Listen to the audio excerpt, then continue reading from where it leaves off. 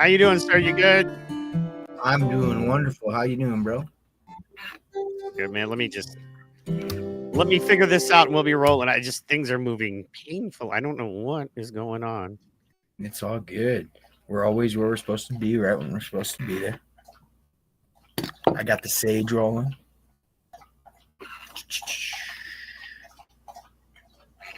Yeah.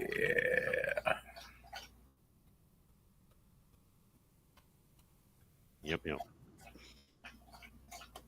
Let's see here. So now my issue is settings. Yours. Okay.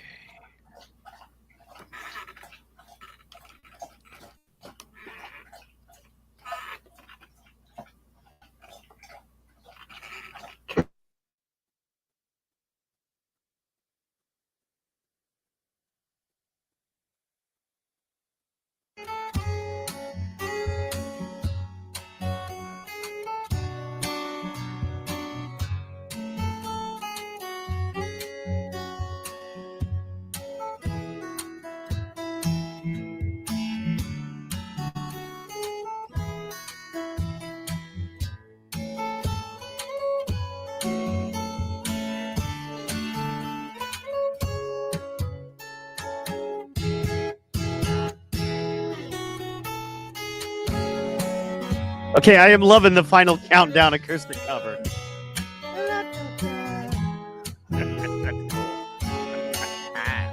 Dude, this song. All right. We're gonna let that play for a minute. It's the cool thing about having a podcast, bro. What's that? I said that's the cool thing about having a podcast, right? It's not like work.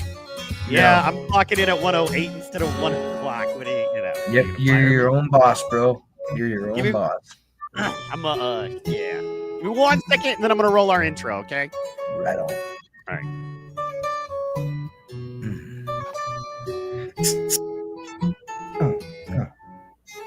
Yeah. What is it? What you say? It's the final countdown. Yeah.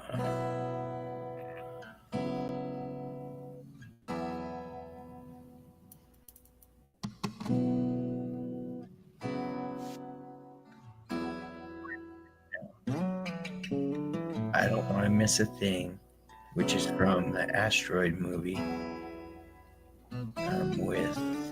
When Bruce Willis and Ben Affleck are the guys you're depending on. Are you seeing these scenes tagging into each other, though, these songs? Yeah. Into the World. Final Countdown, Asteroid movie. As a guitarist, I do love this channel because it's well chill. done. Yeah, man. The covers are amazing for chilling everything down. It's great intro music as you go live to let people know you're live, you know what I mean, and that kind of thing. Or if you're having tech issues like I am, and you need a little bit of breathing room, and you're not going to get copyright struck because this is all, you're good with that. You know that stuff. Yeah. Hey, yo, I do have a question. Did you notice your typo last night on your scroll? Yes. Okay. I was just wondering. Typos on typos, right? Anyway, give me 1 second. I'll be right there. Okay. Give me like 1 minute. Don't be pissed.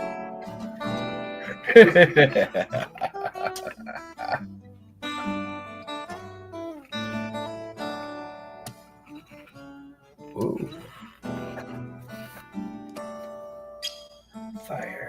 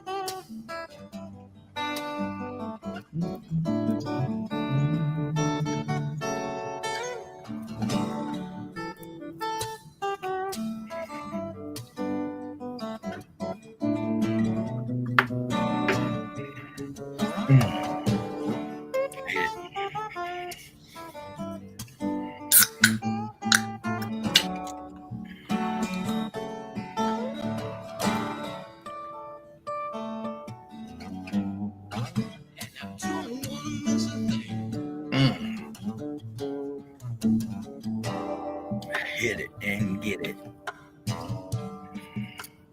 Smack it, whack it, flip it up, rub it down. Ooh. The Humpty Hump.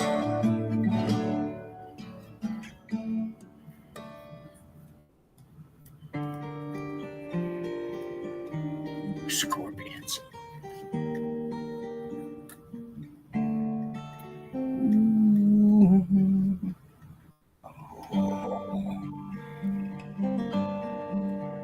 Great song. Oh, fantastic song.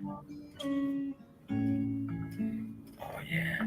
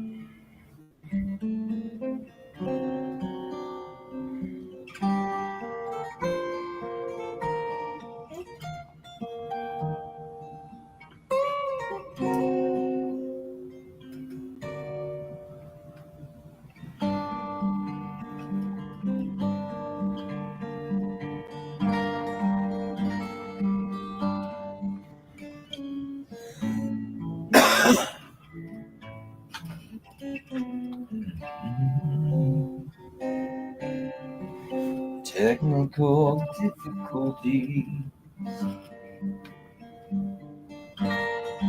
They seem to happen sometimes. So just go with the flow.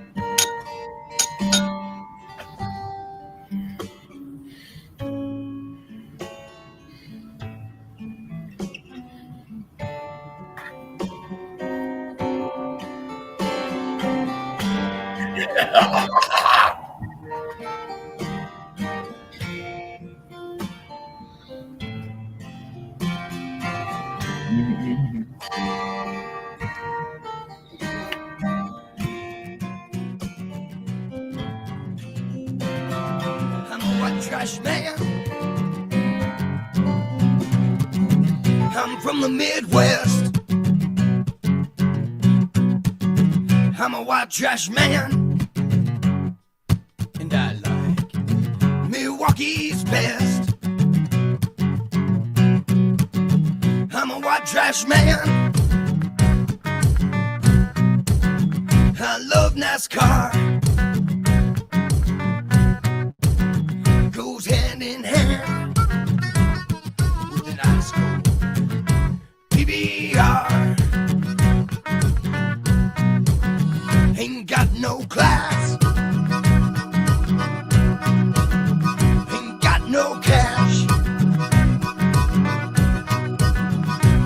been on over. You can kiss my white trash. All you white trash folk who like your smoke. Gonna step outside. Gonna get real high. Ain't got no class. Ain't got no cash. Been on over. You can kiss my white trash. Whoa, yeah, boy.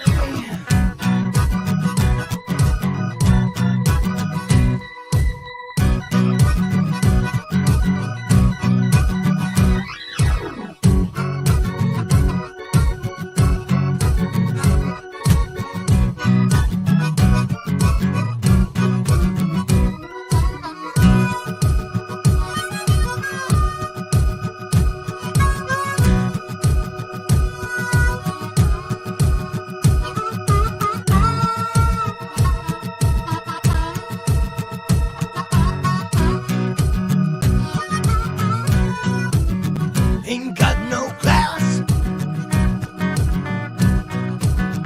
Ain't got no cash. I've been on over. You can kiss my white trash. Ain't got no class. Ain't got no cash.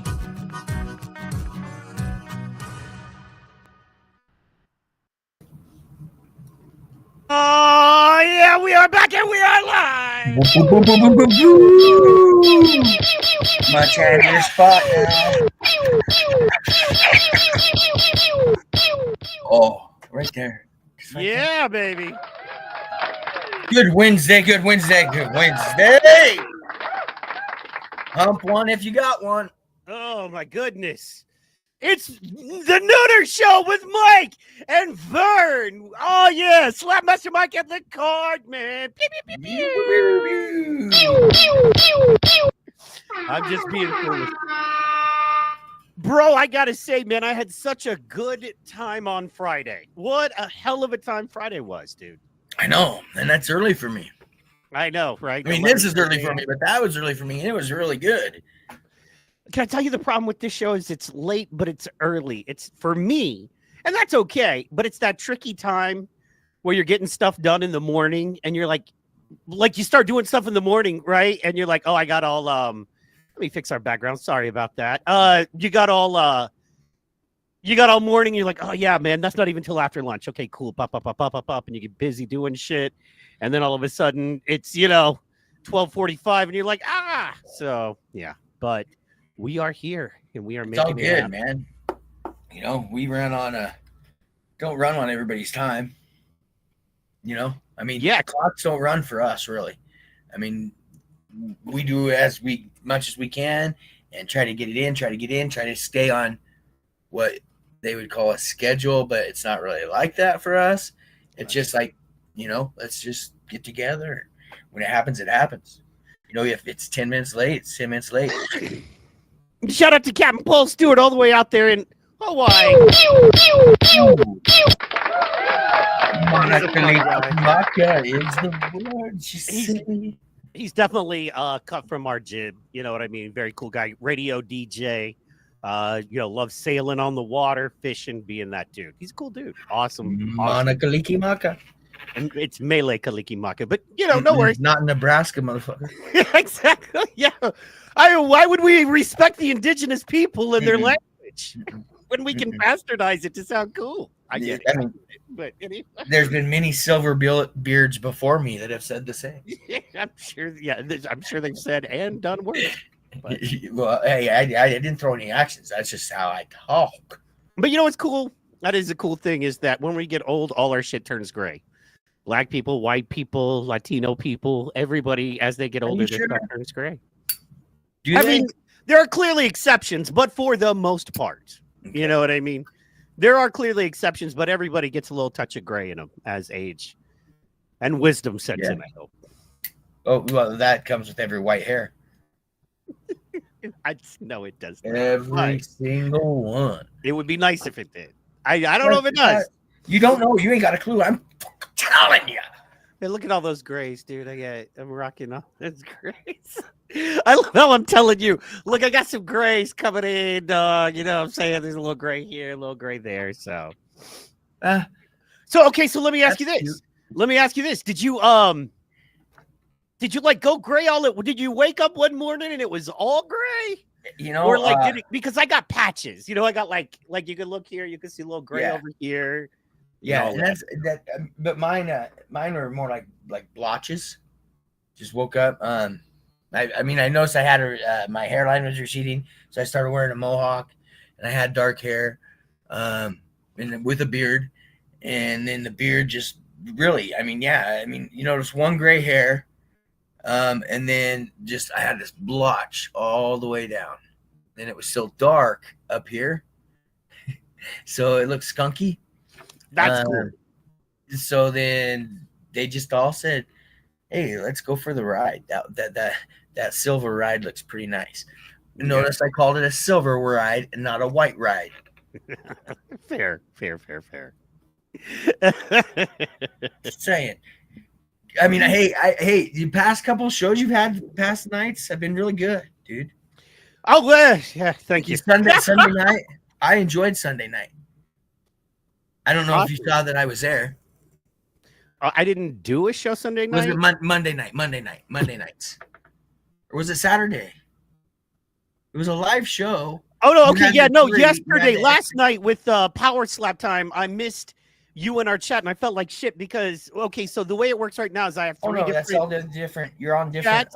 and I got to incorporate it. In fact, Superfan had a talk with me. It was so... I love that guy. He's so awesome. He's straight up, dude. Superfan. I know, I love him.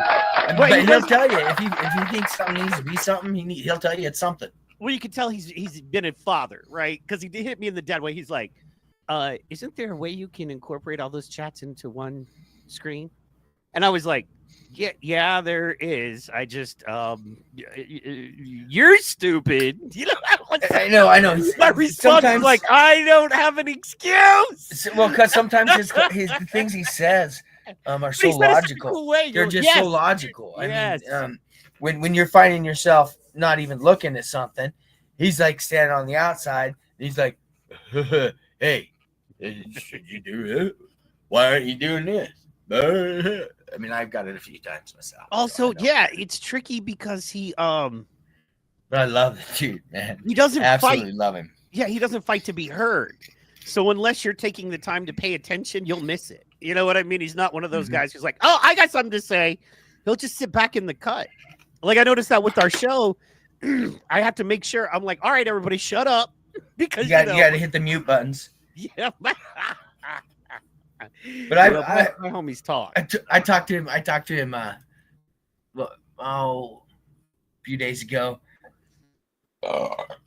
Yeah, and I said, I go, hey, yo, you gotta talk more, bro. They said, you just gotta talk more, you know. And he did, but yeah, you know, some things are tough to jump in on. We'll say. Right, you know, especially for Don. Don is not going to partake in any of the any female talk. Don's out. You know, I mean, you mean like female slappers? Well, no. When the jokes get going, right? That's not his style. Mm-hmm. You know, so that's why he just kind of, you'll see him just sitting there backing off with this just. Honestly, as much as he chills and waits, believe it or not, dude, when you have a show and you're running 3-4 people, dude, it's hard to manage. Do you remember the show What's Up With That on Saturday Night Live? The sketch. What's up with that? What's up with that? Okay, so if you remember that show, he's my Lindsey Buckingham. Okay. If you get that, do you get that? Lindsey, where's my man, Lindsey? You know? Yeah. Help. Yeah, he's my Lindsey Buckingham on the show. I've got all this shit going on, and he's just right there, solid. And I know It's No all matter he what's does. going on, no matter how many cigarettes Michael Mann is sticking up his nose, no matter, you know what I'm saying, what hot news Terry's trying to drop in front of Michael Mann talking shit. And it was, you know what I mean? It was good last night because it seemed like there was some information that was brought to the show. Well, when you have information to bring, you know what it is, dude. It's very hard to do a kind of a sports news show when there's no sports news. When you're depending on a for-profit, individual, solely owned company that's getting their news secondhand leaked or literally from the Nevada Athletic State Commission and not the promotion putting on the event, and that's all the information you have, it's really hard to build an entire show around that information. But, you know, when you got the fighters and you know who's fighting them, they're talking smack back and forth and, you know, bop. Yeah, I did find it interesting. One thing I wanted to get your thoughts on, since you've been to a couple. Every single one Don's been to, bro. Anyway, oh my gosh, man. Okay. Yeah. Let me find it's competitive. Let me find my trophy. Anyway, you know, it's competitive. Hold on. Let me find the trophy. Good Lord. Get it. It's got to be a hand. Like, no, let's make it a fit. And Don's going to get on here and say something. I know he is now. What's funny? I'm not on IG today. I didn't. Like I said. So I'm waiting on him to jump into the Facebook. I'm waiting on him. So. Yeah, he will. I almost want to send him a, like, how obnoxious would that be? It's like, oh, hello, we're doing a show. I don't know what's going on in your life right now, but drop everything and listen to my show, sir. Oh, it's a busy time right now for you, Don? Is it busy?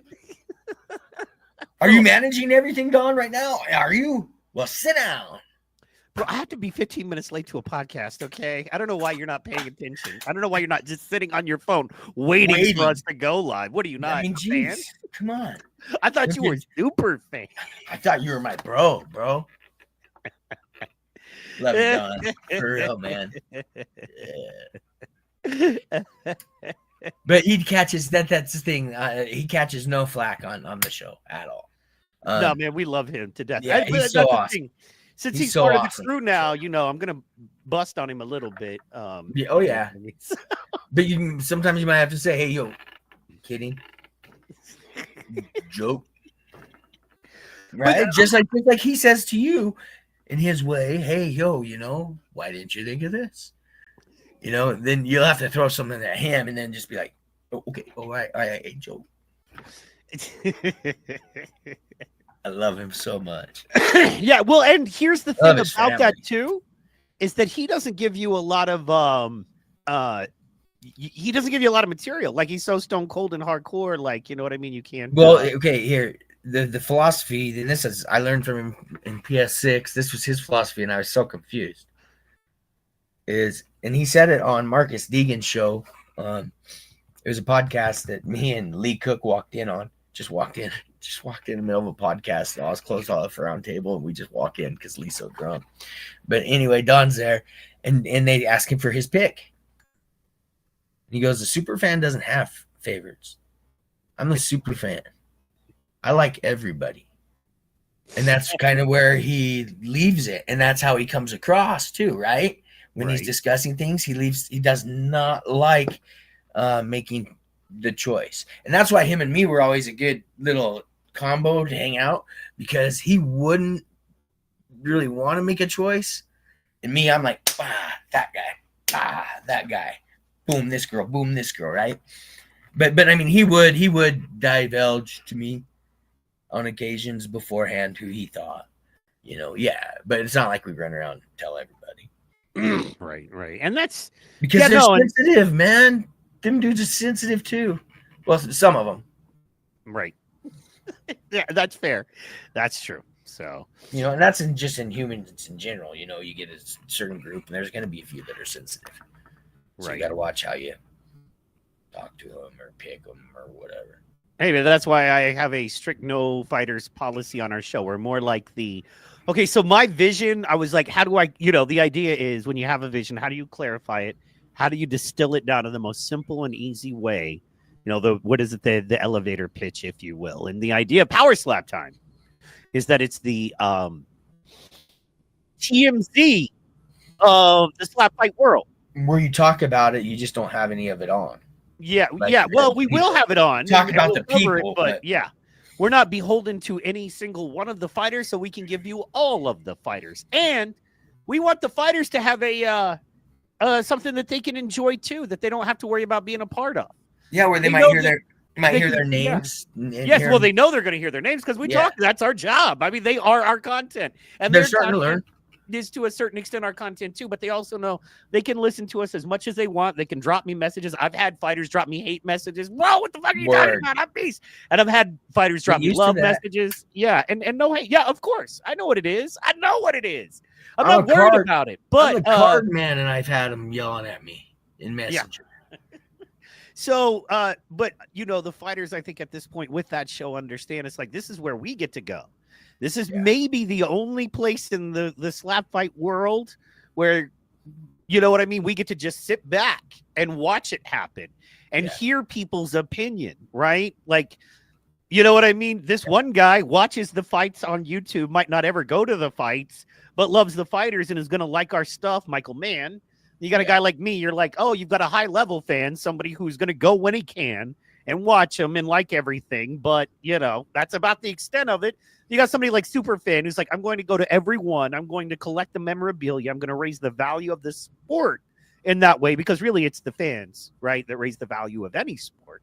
And so, you know, you put that together with, you know, sometimes with the insider on location like Terry and that kind of thing. And the fighters know they get all of those perspectives and opinions. They get from the most casual of fans all the way to the most super of fans, literally. And they get those guys talking. So if they're smart, they'll sit back and listen. If they're smart, they'll go, okay, who are these guys talking about? Because whoever they're talking about are the people making the news, you know, are the people in the front. Yeah. And, you know, what are their opinions? Because their opinions, to a greater extent, represent the public's opinions, right? And that's the idea there. I love it. The triangle. Yes. I'm saying that's what you're trying. That's what you're trying to get into when you're trying to get in any position with that company, though. You know what I'm saying? It's really flipping difficult, and I don't think Terry necessarily. I'm gonna talk. I have to talk to Terry because I don't know if. He's a plant. That's starting to be my opinion. Is Terry's a plant? You know, like that outsider that does get the information, and is kind of inside, but is also outside. You know, you feel me? You know, and I'm not sure, and I don't want to upset him. I think it's funny. I mean, I'm not doing this in an aggressive manner or bringing like any subject matter to it other than the fact that he gets his information and he's always got it, you know. And so how do you get it? You just don't get it from the fighters. You know, some of it you've got to be able to get from, say, Erica, Frank. Right. Well, and Terry is my guy that you know is. He's inside though. He's inside. Yeah, that's the idea. We have an insider. Yeah. Come on our show. Same with it. If I had a Wall Street Journal editor come on my show and go, okay, the story's hitting the press tomorrow, are A, B, and C. That's a hot drop. That's a value take. You know, if he can provide information, your plan. That's no one else has. Yeah. And I mean, that's, you know, that's the way good shows. That's the way TMZ works. You know, they have people at other magazines and you know, reporting to them, and you know, they literally just scour news reports and then have contacts at those places. And then they contact their contacts to get their information. You know what I mean? Yeah. And that's the goal. Our goal is to be the TMZ of slap. The insider traders. Yeah. The insider traders. If you want to know all about it, but you don't want to have to get it filtered through the fighters' opinions of themselves or their opponents or that actual industry and what they're quote unquote marketing.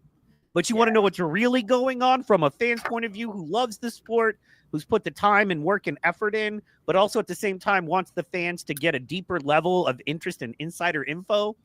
That's where we are. And once again, as I said last night, man, we are Jack and Coke. Yeah. We are not rum. We are not a margarita. You know what I'm saying? We're not a mojito. You're not a tall glass of milk. We are what we are. Yeah. And either you like what we are And you want that, or you want something completely different, because no one provides what we provide in the slap fight world. No one. There is no podcast of 2-3 dudes. Well, actually 3 full dudes. You know what I mean? Graphics. You know what I'm saying? Yeah. Sound effects. You know what I mean? Yeah. So, But you don't have to take my word for it. so the point is, making jokes, having a good time. It's Barstool. Barstool Sports figured it out. They just don't like power slap. They don't respect it.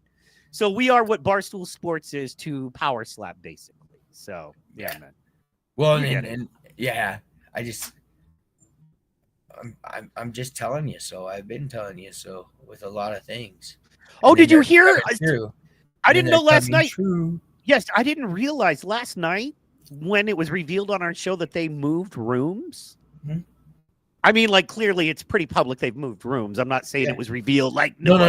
But square But the breakdown and the detail of the fact that it is less than half. As they said on the show last night, and these are guys that go to all of them, and I think you were there at the last one with the guys talking last night. I was not. So I'm, getting the information this way. But they said they had to paper, and it's funny because they were like, they had to give away a lot of tickets. I'm like, we call that paper in the business. But I didn't want to do that. I didn't want to be that guy. But they were saying they had to paper the last one. They had to paper it hard. And now they've almost doubled the ticket price, but they're in a room half the size. That's why this time you wait till 2 weeks before, and then you buy second row for $200. Or you start making calls and you let them know you have a special show that gets tens of thousands of more viewers, and you put time and money and effort into promoting and marketing their sport, and you want a press pass. Give it a shot. You know what I'm saying? It's not rocket science. Give it a shot. I mean, but this. I think once Petty Quarter blocked me, I could kiss that shit goodbye. You know what I mean? But remember, you're not just gonna get in because of experience, because of knowledge, because of putting out a quality, consistent show that promotes and markets their brand and their fighters for free for them. There's nothing out of their pocket. You know what I'm saying? No, there's hoops though, I believe. Oh yeah, no. You know what I'm saying? I'm starting to realize it's so small. It's such a small. Here's the thing. It's a small community. It's a small community with no real demand. That's the issue, man. Only the issue is market demand. Only from the community. If ESPN, Fox Sports, Sports Around the World, Sports Network 1, if they were all banging on the door, begging Dana and Hunter for power slap passes and power slap press and interviews with the power slap fighters, it would be a different story. Then you would have to show via merit why you deserved your pass, why you deserve to be in there. However, when there's no demand, you don't have to care. You just give it to your friends and the people who you want to control your narrative. You're like, these 8-10 people who I know, who I like, who hell might be married to my cousin. You know what I mean? Might be a homie that I went to college with. Brother-in-law. These people are going to start a power slap podcast, and I'm going to give them all unfettered access. It's like, yeah, but you weren't like, I started my podcast. You can look, I started my podcast over a year ago by myself. Nobody gave a shit, and I just did it because I thought it was fun and funny and wanted to fucking do it. Yeah. Period. I'm going to put together, in fact, this weekend, pay attention, guys. This weekend, I'm going to do a power slap supercut. And it's going to be from my very first show. Because, there for a while, I started the show during season 3, right? And it was because, once again, they had no after the slap. I was like, I can't believe I want more. When the show ended, I was like, I want more. And I was like, be the more that you want. You know what I mean? So I'm going to do a supercut. But, for over a year, man, there are at least 100 specifically power slap shows. So that's one of those things that you go to a fledgling operation like that. You go, look at everything I've done for free out of my pocket just because I truly love this sport and am a fan. And look at how I built it from me just sitting there talking to a full show, graphics, marketing, bop. And it's because I love the show. Yeah. And I love what you guys do and I love the sport. Normally in that situation, if they see that, they're like, you get a press pass. You may not be able to ask questions, but we're going to allow you in the room. They don't care what you do, though. That's what I'm trying to say. I'm trying to speak from experience for you. No, I hear you. No, I know. I know. It's just. I mean, that's what I wish that for you. I do. I wish that for Us. Dawn. I wish that for Dawn. Well, You see, know, and that's what I'm trying to do is put some oomph behind Dawn. And because Dawn is awesome, deserves it, and is the best fan and super intelligent. But I think everyone in the world, including Dawn, would agree I'm a more pushy guy than him. Let's just be honest. I'm a pushier dude. I'm a pushy dude. I just said they put a leash. I'm sorry. They put a leash on me in Vegas. Yes, I'm sure. And I feel like Dawn needs the pusher. And, being a professional pusher, that's when you are a producer, that's what you do. You learn to push the lighting guy a little more. You learn to push the AD a little more. You learn to push the sound guy a little more. You learn to push the talent a little more. You know what I mean? You learn to push everybody just an inch or two outside of their comfort zone to get the absolute best out of everyone. But you learn how to do that. You learn what too far is. It takes years. You know what I mean? It took me 25 years and I'm still not great at it. But but here, you say that, let's break that down. There's some that don't care about too far. Yeah. Well, and that's what you got to know. Once again, nothing we're in the power slap business. We are in a business where men fucking hit each other for money. Okay? And women. Yeah, and women. And then there's that on the stage, and then you get out of the stage, and then it's this little soft kiss assy. It's like, no. I'm coming like a fighter's coming because I know you respect that. I know when you see somebody come with that mentality, you see dollar signs. Period. Right? Now, on this side, I'm the best, and I'm proving it. And I know you should be seeing dollar signs with me, and let's talk about how we both get a little something. But wait till I get to Vegas. I'm going to Vegas about a week before Power Slap. I saw that last night. Yeah. Saw that. Hold on one second. Let me put my hoodie down. AC's up. Pretty hot. Word. I thought you were just trying to be sexy. No. There ain't no sexy till you see the man boobs. Ain't no sexy till you see the man boobs. But you don't have to take my word for it. Look, dog, that's my new bumper sticker. Ain't no sexy till you see the original gangster. It's Mr. Reagan. That's crazy because look at the one I'm wearing today. The dark zone, son. We're in the dark zone. Nice. No, I thought I'd bring out some Irish and some Reagan. There you go. And then the OG's about both of us. This is a combination between me and Ronald. Me and old Ronnie. Those are good times in life, bro. Oh, man.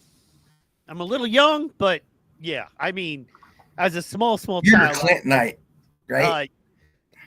Yeah, Clinton, Bush. Bush won. Oh, yeah. I remember simply because of the The Iraq War was such a big deal. And when that kind of started, 9/11 and all that was when I really started like watching Comedy Central, staying up late and watching the South Crowd and Arsenio Hall show. So I remember Bush for that. And then Kanye West, George Bush does not care about black people. You know what I'm saying? So I remember and then that. something else happened. Something else happened about 6 months before they started the primaries for that election that really shot him down and brought Clinton up, brought the attention to Clinton. What happened? Because he was doing so good because of the war. Wasn't that Bush Jr. though? No, that's senior. That's senior. And I actually think part of it was pushed by like the FBI and the CIA because of his involvement in JFK's assassination. Yeah, and they got and they so had to far get off him out. They had to get him out. They got to me, it's the same thing that happened with Biden, and that is, remember, these guys are just figureheads for a much bigger. They are the Trojan. Oh yeah. There's a much bigger thing going on behind every man that goes in. DARPA. Bunch of people with a bunch of agendas that have been negotiated and worked out. So anyway, I think the same thing that happened with Biden's team happened with Bush's team on the other side, and that is like with Bush Jr. It's like, okay, man, you guys got the connections and bop, and we let you in, but you guys have gone so far out of pocket. You guys are just doing your own thing. Like there's brown people. We want their oil. Send the bombs. You guys aren't even asking. You guys aren't even running up bias in the halls of Congress. We turn on the news and see, brown people exploding and an oil well getting put in, So. It was over Kuwait, and they had already tucked tail and ran out of Kuwait before we even landed that one. Man, that was. Anyway, so yeah. We can talk about anything, bro. And Even then, with Hillbilly. I feel like with Biden's I know. team, with the Israel and Iraq, and notice it was two. It was Kuwait and Iraq, and now it was Russia, Ukraine, and Israel and Gaza. Now we right? got India. It's always two. Yeah, but there's good. That's kind of been shut down, thankfully. And a lot of that, believe it or not, is because of Trump. It is. Everybody's scared. He literally got on the fucking phone. Those See, I get work. Trump. I Those get Trump in a tariffs way work. people don't. I get Trump in a way people don't. I really do. But that's a whole nother. We're not going to go into it. But Is he those a tariffs perfect man? work, No. bro. But I understand. Did he fuck up? Did he mess up a lot? Oh, yeah. Yes. Especially in the day one, the wars are going to be over. Day one, he screwed that up painfully. Should he have said in the first 6 months to year? Yes, because everything he said day one is getting there. And I'm But happy don't about you those think? things Don't because you I think voted maybe for them. Don't you think maybe day one might be like kind of a broader statement Yeah, but over everything as that? Yes, don't worry, I'm going to take care of this. But he's got to tell everybody that he's talking to that day. Okay, this is a subject matter today. Okay, day one. Yeah. Day one. But day one's always on the list to get done. The list. It's a day one list, we'll say. Well, bro, For something no one's talking about. They were so mad about the plane, which is hilarious. But I'm like, wow. Why are they mad about it? It's funny. It's like, okay, so It's a grand gesture. well, no, yeah, it's a talking point that's been put out, and it wasn't. And everybody. And here's the thing. Specifically, Qatar, our largest Air Force base in the Middle East, is in Qatar. Okay. The Qatari Air Force and the American Air Force have a great relationship. This is a used plane they are gifting to the Department of Defense, but specifically the Air Force, right? Yep. And they're so mad about that, and they keep saying, now, The Atlantic, a journal that hates Trump. Now, whether you hate Trump or like Trump, you have to understand a print article that comes out written by someone who hates someone is going to be one-sided, like it or not. Okay. The Atlantic has had to print multiple and been sued multiple times for retractions they've had to print because they've said lies and basic wrong things. But they came out, and it's even in AI, according to The Atlantic. The only source is The Atlantic saying it was a personal gift. Now, all it takes is one guy who hates Trump to say it was a personal gift in The Atlantic. And guess what? All over Facebook, all over Instagram, all over Twitter, it's personal gift. Hey, personal gift, personal gift, personal gift. It's like, no, this was never a reporter lied, said it was a personal gift. It was not a personal gift, never was meant to be. Just like the Statue of Liberty, just like the Statue of Liberty. And then it was like, what's the difference? And the AI is like, well, the difference is the intention.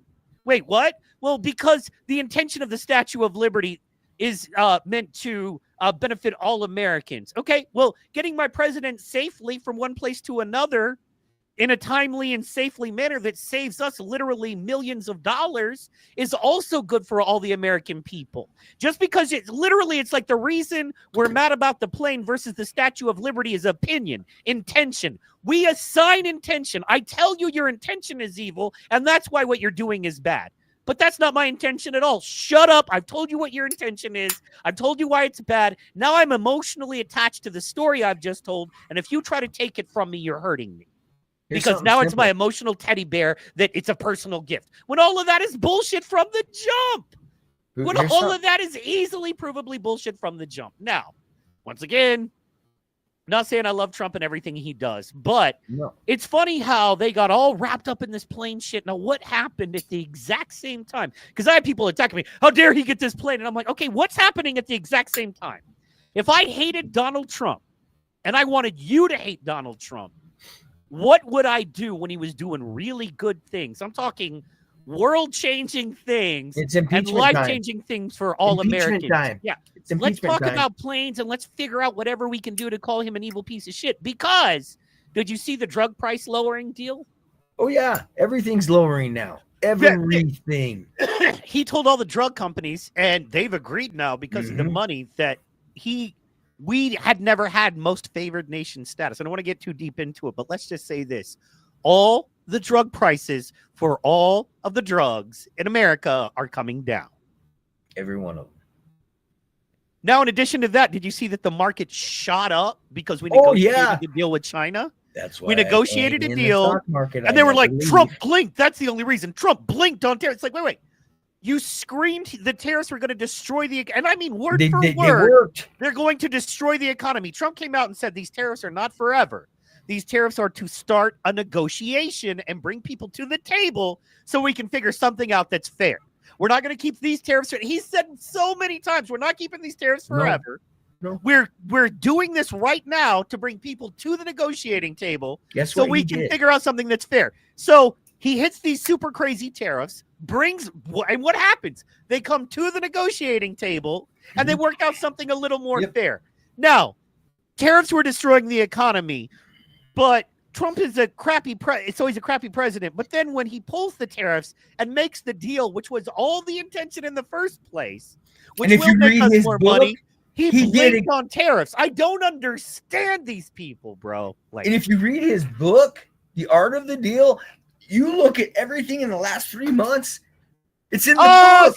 Superfan in the building. Hold on. Sorry. What up, That was man? 8 minutes ago. I hope he's still listening. We love you, Superfan. We love you, Superfan. Sorry.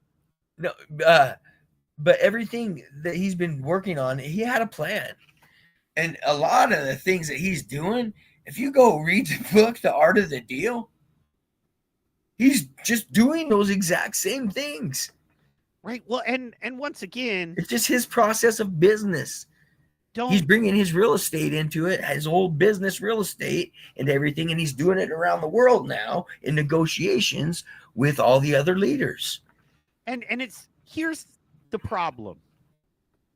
Is that when you tell anyone who hates Trump any of these basic things and go, take the guy Trump, take Orange Man out, and just go Joe Blow, put in robot guy, okay? Take your opinions on the guy you hate out of it, and let's just talk about America and what will matter in 3 years when he's gone. You know what I mean? Because in 3 years, that's another horrible. If I'm a Democratic Party guy right now, I'm losing my mind because for the last decade, we've built our party around hating Donald Trump. Well, in a year, Now they're hating themselves. Yeah, they're hating themselves. In a year, he's going to face midterms. And if we as Democrats win the midterms, he's going to be lame duck with nothing the last 2 years other than fighting. You know what I mean? Yeah. Without getting anything I don't think done. He's going to be a lame duck. I think he's going to fight and change things the entire way through. Well, if he can. As much as he can, fair. However, the problem is he's gone. Who's going to stop him? He's got, if you know anything about politics, you know while the current guy is in, you're looking for the next guy, just like in fights. Well, I've got the current champ. I'm looking at the next champ because this guy will not be champ forever. We know one thing. This guy will not be champ at 60. This guy will not be champ for 25 years unless you have a John Jones. But come on, man, work with me here. Yes, you have anomalies. But even Mike Tyson gets old. You know what I mean? And the point is, we know one thing is that I need to be looking for my next champ. I need to be looking for the next guy to market, to promote, that gets my ticket buyers interested, right? Now, which part of the line are you talking about? Are you talking about the Democratic line or the Republican? Because I think you got to be talking about the Democratic line. Because we got JD Vance on the Republican side. It's in fact we are spoiled for choice because you got JD Vance, you got Tulsi. I personally think of the Republicans. Tulsi Gabbard. I think if the Republicans are smart, they run Tulsi because the only thing they have now, and you knew they were going to do it. You knew they were going to run Kamala, destined to lose, didn't give her a full campaign. She would have never won in the primaries because Hillary lost. Yeah, the election before she ran. In the primaries. So, but they're all like, it was a woman of color, and they're all a bunch of racist woman phobes or whatever. Which is not true, but if we run a woman of color, they don't have that. You know what I mean? And I think she'd win. I absolutely Tulsi? think she'd win. I think she'd have won the last one. You know, I know Tulsi. Well, I don't know her, like I don't hang out with her, but no, where was she? Why? Tulsi Gabbard. Yeah, she's part Samoan. And I actually sign waived for her when she ran for Hawaii State Senate. And she's on his cabinet, right? She's on Trump's cabinet. She's head of Secret Service. Yeah. Oh. Yeah. That'd be a tough boss to have, bro. She's a hitter. Oh man, Also, time. when you know, and what people don't like to talk about, when you know that she literally in combat under fire landed into war zones where bullets were flying out of a helicopter and dragged wounded men off of a battlefield and pulled them back into helicopters to save their lives as a combat medic, which she actually real time in real life actually did. Why are people afraid of that? Why can't we make her a hero? Why, Democrats, do you hate this woman that is in every way, shape, and form a hero, a comic book level hero? Why do you hate her so much? All you can do is say she's nasty and unqualified. Because and blah, blah, blah. they have to have the first female president. And what's sad They is, don't care about them just being a female president. It has to be a democratic and do female we president. compare right now the front runner in the Democratic Party, the number one person, the person that they, You can't. if by the numbers they had to run somebody right now, the person on paper they would run is AOC. Put AOC against Tulsi Gabbard. I said that's That's like getting a hot dog from a hot dog stand in New York. Gone. That hot dog just gone down quick in New York. Could you imagine those two in a debate with AOC? And Tulsi, look, Dude, first of all, I could murder you with my bare hands. First of all, I could do that. I'm Tulsi Gabbard. You know what I'm saying? Yeah. But yo, she's from the streets, yo. She's AOC. What's up? I mean, I could see her getting so mad. You want to fight? If that's what you're saying, you want to fight me? I'll fight you. I'm from New York. I'm from the streets, yo. Now, Yo. and let me hit this disclaimer, and I want to move on, and I want to talk politics, but any more than we already have. But I want to hit this disclaimer. It's important. I'm extremely disappointed in Doge. Extremely. They come in and they say, we are going to break things that are not working well, that we're going to break these systems, these corrupt systems. We're going to break them and we're going to destroy them. And you have to, because it's set up. It's a system. It's a self-feeding system that uses your taxpayer dollars to fuel itself. And we're going to break those systems and we're going to save you. What did they say? $2 trillion. No. They said they were going to save us $2 trillion, which meant every American that is in the tax we system. were never going to get anything back. Oh, well, let me finish. They said we were all going to get $5,000, like an extra tax refund of $5,000 because they found that money.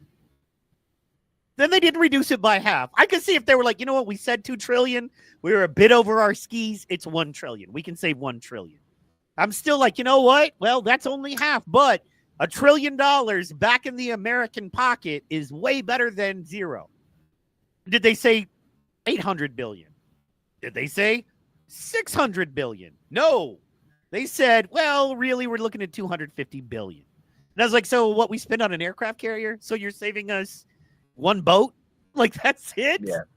And not only that, but they also want to increase the defense budget, which I'm not saying we shouldn't or should. Honestly, I don't know. I haven't looked enough into it. I don't think we should. Only because increase. Yes. Only because the DOD didn't have to do a Doge audit. And they've never passed an audit. Like the CIA, they don't pass audits and then they didn't have to do an audit. It's like, get the f out of here. Right? So just like I'm extremely disappointed in the Epstein stuff. Oh, we're supposed to have hard drives of video and pictures of who was in there. Ghislaine Maxwell is serving time for trafficking children to who? To who? You know what I'm saying? They're there to who is the entire island. I'm gonna be another rapper dead for popping off at the mouth with shit I shouldn't have said. That's what I'd have done on Epstein Island. I'd have been there camouflaged like Rambo. Let's go. There's one. Got him. So you know what I mean? Like, I am not a Trumpite. I'm not like everything this man does is perfect. No. He's doing some great shit. Look, love him or hate him. If he was a Democrat, if he was what do you call it? Libertarian, if he was a registered independent, I don't care. He's doing some really good stuff. He's also doing some shitty stuff, like every president. I feel like the good bucket outweighs the bad bucket right now. And so I'm going to speak on that. Bad bucket's coming, though, for some people. Yeah. Yeah. Well, for some people, it's deserving. But that's a whole nother story. So, yes. But my point is, man, it's like these people that like are just crazy. I mean, to give you an example, I posted the other day because I get mad at left and right wing media. I'm one of the few people who watches both on purpose. Oh, yeah. They're both ignorant. so biased. On one Ignorant. channel, it's Trump is evil, Trump is evil, Trump is evil. And Stupid. there's somebody who's like, well, maybe not in this case. It's like, you piece of crap, how dare you say Trump's not evil? And on the other side, it's Trump is great, Trump is great, Trump is great. And somebody goes, well, on this one thing, Trump might not be great. It's moving on about how great Trump is again. And it's just both sides are like that on each way. And I just posted a simple thing that said, if we could have the media be unbiased for a week, it would be best for America. Yeah, you saw that post. Yeah. What's funny is all of my conservative friends agreed, but I have a brainwashed liberal friend who was like, literally took that and didn't say it, was like, yeah, what about that plane and Trump and his plane and Trump and his plane? I'm like, do you not see how broken you are, bro? You're so broken that when I post we should have a non-biased right to free press, it's one of our core things that make us American is a right to free press. You know what I'm saying? We have a right to a press that is free, to be non-biased, to say what is truth. And we're not getting truth. We're getting opinion. Sorry. I'm listening. I can still hear you when you're talking. Yeah, but, no. Hey, I'm on a rant, and I'm like, but we're getting opinion. But when you point that out to certain people, they lose their mind and just go, screw you for liking some of the things Trump does. How dare you? And Yeah, you're like, you can't. wait, I say I want unbiased media, and you attack me for liking some of the things Trump does. What is wrong with you? You know what I'm saying? I don't like. We got right here where I'm at. I am literally 30 minutes from the Colorado border and 20 minutes from the Wyoming border. Okay, that Colorado border is something different. Oh yeah. Oh, I've heard. Okay. No, I haven't been, but I've heard. And I go to Denver. I go to Fort Collins. I go to Fort Morgan. I go all over Colorado. You know, it's beautiful. Estes Park is my favorite place in the world to go. Well, and I think I told you that. I think I told you that in the conversation we had, maybe, about Estes Park being my favorite. But their politics, even though we're right here, their politics are way different than ours. You know, I mean, you can be more different, night and day. You know, but I have this other opinion on that airplane. Okay. How many people in America have shown so much hate already that they wish that somebody wasn't breathing out that was a manager, we will say. A manager of an entire country. Right. And there's a lot of people in this country that seem to have this issue with him breathing. To the point they've tried to stop it actively. They've called That's our country. And actively, literally in real time, tried to stop that breathing. Yes. So that's our country. That's here. How do they feel about him everywhere else and like in the Middle East? So if you have a random, where's he flying to? All over the Middle East. What's going to be the biggest target in the Middle East while Trump is there? Air Force One. Are any of them going to shoot down the Prince's jet? That's true. Wow. It's a good point. That is a good point, sir. That's Fern White, hillbilly, Nebraskan point. You know, I always look at the dangers of things. And this is a defense thing. I'm telling you, because it takes the complete risk out of any Arab shooting down Air Force One. And that's what the Prince is protecting from. And to co-sign on that, General Michael Flynn was I watched him on an interview a couple months back, and they were asking him about security risks, former 4-star General Michael Flynn. And he said, I worry about the president the most in the air. He's like, that's when he's the most vulnerable, because he's like, takeoff and landing are when anyone is the most vulnerable, especially a president or a high-level leader, because once that plane has committed to takeoff or landing, it is committed. And the only other option is a crash, right? Like if you're landing, you are committed to land. Yeah. Evasive maneuvers. Yeah. And it was like, once they're committed, and there is a specific path they take. And all it would take is one exactly. You already exactly Vern. No! Vern gets it. I do. So, and the world's dangerous, and you gotta police the world for yourself, not against the world. Protect yourself, police it for yourself. It's very true. And that's what they're doing. And the prince or king, whatever. It is what it is. Yeah, he knew. He knew that Air Force One was in trouble, or else he doesn't offer that jet. Something I didn't realize is he said that the current Air Force One, it's 2 planes actually. He's like, people don't know this, but it is. There is. But the one the main one they use is over 40 years old. Yeah. Oh yeah. Like, that's why he would use his own Trump. Yeah, and that's the thing. It's far less safe.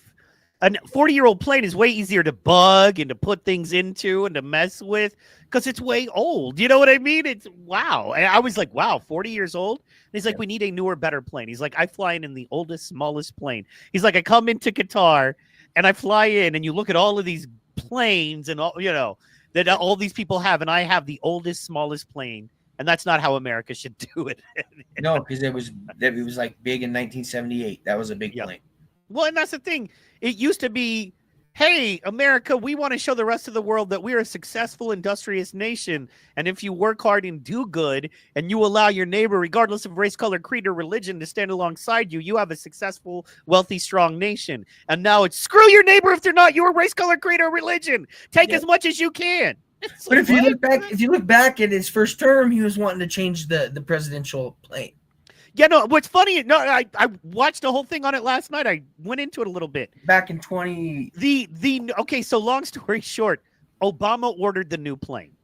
Yeah. The new Air Force One has been ordered since Obama. That's how effective and efficient the government is, right? They blamed it on him, but he was still pushing for it. Obama ordered the new plane. He wanted it when he got in. He's like, where is it? Where is it? I want it. Boeing never had it. Then they were supposed to deliver it to Biden. He was mad about that, but he was like, okay, they'll deliver it to Biden. They still didn't get it done for Biden. So, of course, one of the first things he does when he rolls into office is, hey, Boeing, remember those 2 planes you were supposed to have 8 years ago? Done? Where are they? And then, you know what I mean? They still don't have them. They still do not have them. And he literally got the money. Yes, and he said, we are going to use Boeing. This is a temporary plane we're using that is safer and better, and then we're donating it. So anyway, long story short, there's like everything else. Thank you for that. There's always a story. There's always this plane was ordered by Obama. These 2 planes were ordered by Obama over a decade ago. They still have not been built and given to the government at a cost of over $50 million, right? Still not been given. Our president is flying in a plane that's over 40 years old, another country whose Air Force and our Air Force have great, strong relations. The largest Air Force on the other side of the planet is there in their country. They offer us a plane to be donated to America, just like the Statue of Liberty donated to America. And the only people that have a problem with it are the people that say, well, his intention is to get more personal benefit out of it. And it's like, yeah, but then he's going to donate it. As soon as those Boeing planes are ready, he's donating it to charity, right? So then they're either going to sell it to a personal thing and use that money for charity, or they're going to use it in, what do they call it? In not access. They're going to use it for the government to save money. We got a plane. We got a, $100 million worth of something, whatever, $10 million worth of something. Make it the vice president's plane. And so we got a plane from a place that likes us, and we get to use it to the benefit of America. Like what? The Statue of Liberty. So what's the problem? You don't like the president when we get the plane, so we don't get gifts because you don't like the guy who's receiving it? Man, fuck off. You a, know? a place that we do need to make amends for past wounds, right? And how about this prince that everybody's so hated on? And it's like he's really trying to make efforts to mend some of those past things. Let it fucking go. We're evolving. We're changing. So, hey, there ain't nothing wrong with having a good relation with a Mideastern country that actually has money. Well, and yes, and one step past I mean, we're not let's it to play get out it. the inverse for a second, something no one ever does, because that would require critical thinking, and boy, do we hate that. But let's play out the inverse, right? It's called diplomacy. Yep. Imagine if you're the president of America and you have a country that you have had strained relations with, that you are trying to work peace deals out with, stop the murdering and dying and poverty and starvation of those countries, knowing that America has been horribly oppressive of those countries, and now you're the president and you're going, look, we don't want this. We don't want a war-dead economy. I'm trying to build an economy based off shared resources, oil, gold, solar, you name it. But I want to build an economy based off that because that is antithetical to war, literally. Because, look, the people in power are always going to be the people in power. This stupid Marxist idea of, well, just overthrow them and then we'll have all the power. First of all, no, you won't. Second of all, the Marxist ideology is dependent upon a slave class.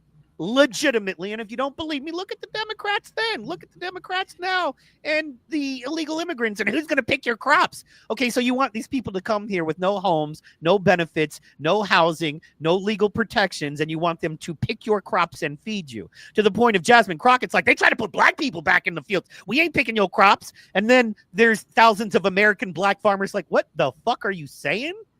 I feed America. I'm very proud to feed America as a black man. But none of that matters. None of that matters. But regardless of that, you're the president of America who has a history of destroying and oppressing these poor brown people for decades. You're trying to make peace with them. You have a big military base in their freaking country. And for the first time in years, things are starting to look up and they go, hey, take a plane. We would like you to have this plane as a gesture of goodwill because we know it'll help you out and we want you to know we're serious about diplomacy and peace. And you go, well, there's people that really hate me in my country and they'll be really mad if I accept this give so no. Is that what you do? Is that the kind of president you would be? You know what? That's offensive in their culture. Yes, so offensive. You rejecting a gift in the Middle East? Bro. Well, I think it's something like that over there or some shit. It is more offensive to do that than to call somebody a mofo. You know what I mean? Yeah. When somebody gives you a gift over there, and I've only dealt with Middle Eastern folks, like legit deep Middle Eastern folks, but what am I telling a few times in my life. But every time, yes. And it's when they give you a gift, it's a big deal because they come from so little. We're so fucking spoiled here. I got so much shit. Turn it away. I got shit. Hey, man, let me give you something. Yeah. You know what I mean? Don't spend it all in one place, kid. Right? Over there, they come from little. You know what I mean? They might live on bread, some of them. Tons of their population are one step before starving. So when they give you a gift. A cup of tea is a gift. When they give you a gift, you accept it, man, with some respect and freaking dignity. Like you're not the only thing that matters. Like maybe their sacrifice matters. Maybe you respect the other man and stop bombing the shit out of their country and saying it needs to be done because our president sucks. And if people don't hate him, racist. Whatever. Yep. Well, hey, you're talking about this. But hey, people that hate Trump said that he got a plane, so let's all be mad. Yeah. And ignore the Chinese deal that pulled tariffs back, that shot the market through the roof, and lowering all drug prices forever in America. Let's ignore all that. Let's ignore the good part about getting the plane. Let's just be mad because the president we didn't like. Now, if Biden got the plane, if Obama had gotten the plane, it would need an escalator.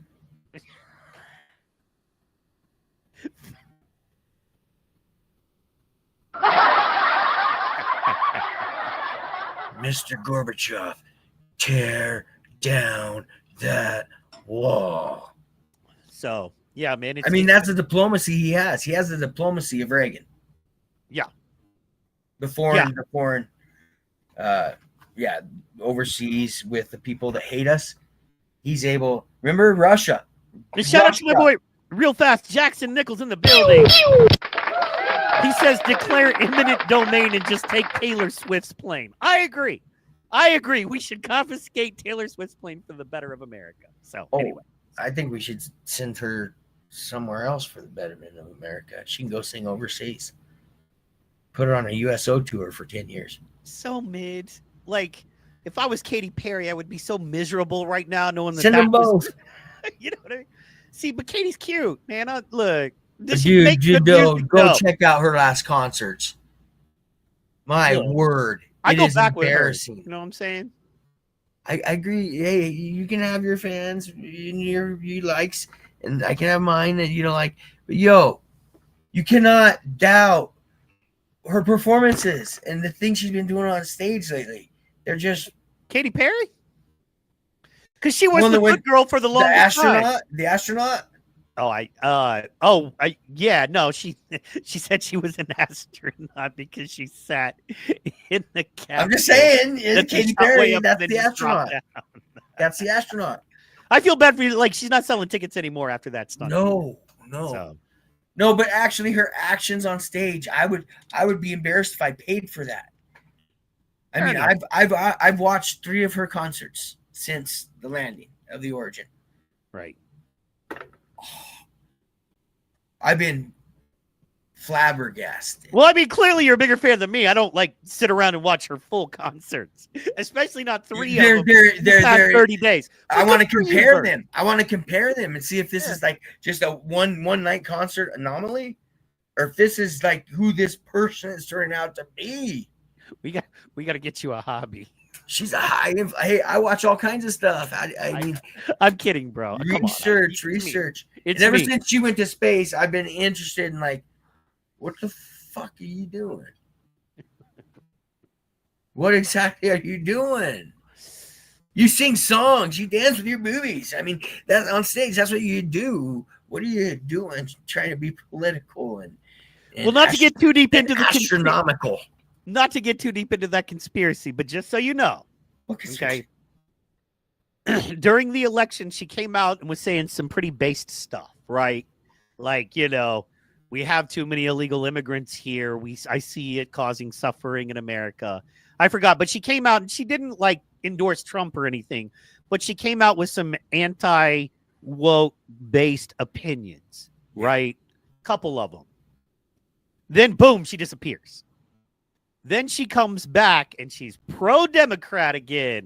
And then she's, flying in an astronaut and getting all the Jeff Bezos love and hanging out with Kamala Harris. And I'm like, oh, yeah, that's what I'm saying. That's why I'm paying attention to things. Yeah, man. It's more than her dancing and stuff. Somebody all this other around it. It was like, get her a check, make the call, get her a check. We need her back on our side. It's that simple. And you know what I mean? And then all of a sudden, guess what? Because all of these people are for sale. Your favorite, most integral person that you watch and pay attention to on Twitter or the internet is for sale, bro. Don't believe that. No gravity. I'm holding a daisy, camera daisy. There's been a lot of weird stuff going on in the world the last few months, all over the world, not just here, all over the world. I can't get my hat right today. Weird stuff, just oddball stuff. What do you think about the new Pope? USA. I don't know the motherfucker.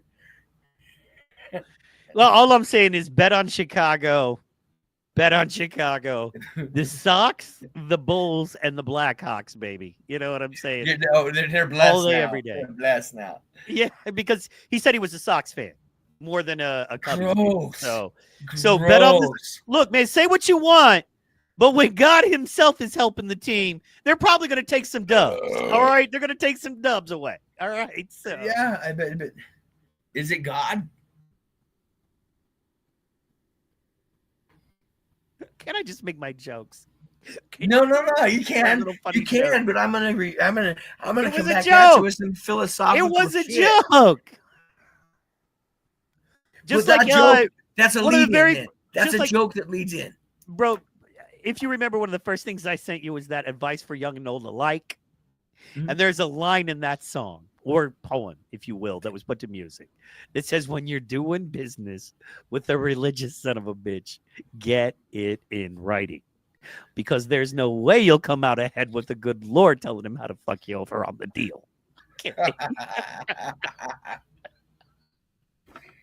Oh, I got a joke in there that's just so sharp and edgy, but I don't want to do it. And I'm a Christian. I believe in God and love God. know, But but you you know said what? It's the religious. people You that said lead with that I religious. don't trust. I don't trust you if you have to lead with I'm a Christian. No. Either I will see it in No. you or I will not. But if you have to lead with it, if you have to let me know that you are a sanctified special person and you have to lead with that, and you can't be a human, compassionate, living, breathing, being a normal dude who, when we get into it, I'm like, oh man, the reason that you have a little bit of a light, or maybe the reason that you seem to have an understanding is because you have a spiritual path and a walk with who you perceive to be your creator, right? Mhm. And okay, and this book, it's not the Quran for you, it's not the Torah for ya, it's not the Dhammapada, it's not the Bhagavad Gita, it's the Bible. Oh, cool. Okay. And you believe that everybody should be allowed to do their own thing with that. And you don't hate the Torah, you don't hate the, Dhammapada. But for you, it's the Bible, and it makes sense, and it's really helped you in your life. And if you spend 10 minutes with me, you can will. explain to me how using this book and the people that follow this book have been there for you and helped you and prayed with you and helped you on a path that's made you a better person. Okay, cool. And that path isn't for everyone. And there are great paths for others that are different, but this is your path and it's called Christianity. Well, that rocks. Okay, good for you. That's a better human being creating a better community, which ultimately leads to a better world. And this is the way you did it. And honestly, I couldn't be the Christian I am without Buddhism.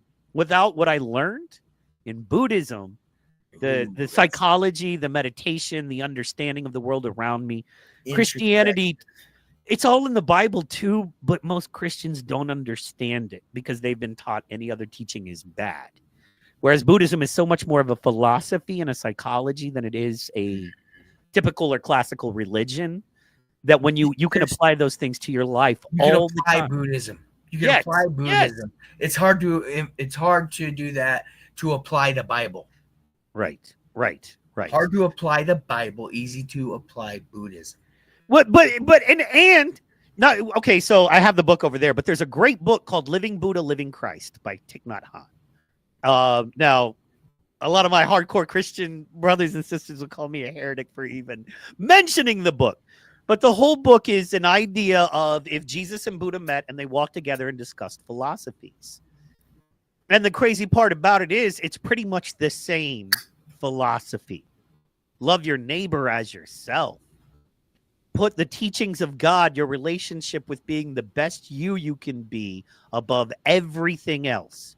And then the very next thing that means, and that doesn't mean I'm great, it means admitting that you are so far away that you need dependence on a higher power, and you need to pray, and you need to stay in check and humble and thankful that you are blessed and grateful, right? So, and I'm not saying this for everyone, I'm just explaining to you. Yeah, that's what that be book, in tune with a higher spiritual connection. Always make that the number one thing. Love the Lord your God with all your heart, mind, body, and soul. Connect to, the higher spiritual thing. And then the very second one, and then love thy neighbor as thyself. Right? In the Bible, Jesus says clearly the second and most command. And then he goes on. Let's break that down. Love thy neighbor as thyself. Simply be kind. Well, it's even deeper than that. Love thy neighbor as thyself means, if we're both cold, I give you my coat. If we're both hungry and there's one bite of food left, I give it to you because I love you as much as I love myself. That's being like kind. Your health and well-being is as important to me as my own. And when push comes to shove, I sacrifice my own health and well-being for yours because I am voluntarily giving you that. Of course I love myself. It's human nature. You know what I mean? If I'm cold, I'm going to find warmth. If it's raining on me, I'm going to find dry. If I'm hungry, I'm going to try to find food. If I'm thirsty, I'm going to try to find water. I'm a human being. It is human nature to love myself in those ways. Take care of myself, not the emotional love, not the health. You know what I'm talking about. Yeah. Love thy neighbor as thyself means to me. And then Jesus broke it down a little bit more. And if your neighbor is hungry, give him food. If he's cold, give him your cloak. Love your neighbor as yourself means voluntarily putting the other person before yourself, which Buddhism also teaches. Yes, but that's a part of. But they don't teach it as love. They don't use the word love. No, correct. No, that's like it's like a kindness. It's a light. It's something that you give, and that's what I'm saying is that on that side that's what that is. Because I don't believe in love. I think I've told you that I don't believe in love. I don't really, and you corrected me. You corrected me on your side. Remember, that was a great conversation. We had like 4 hours that day on the phone, but you were like, no, there is, there truly is, and I'm like, no, there's not. You know, I mean, that's just where, and then those are things we differ on. You're saying there is not love in this world. No, that word should not exist. Okay. I think kindness, being charitable, I think those are real words. Those are tangible words. I don't think love is tangible. Okay. I'm trying to decide where to start here. Let me start. You can go. I froze. You can go. I know. Okay, so first of all,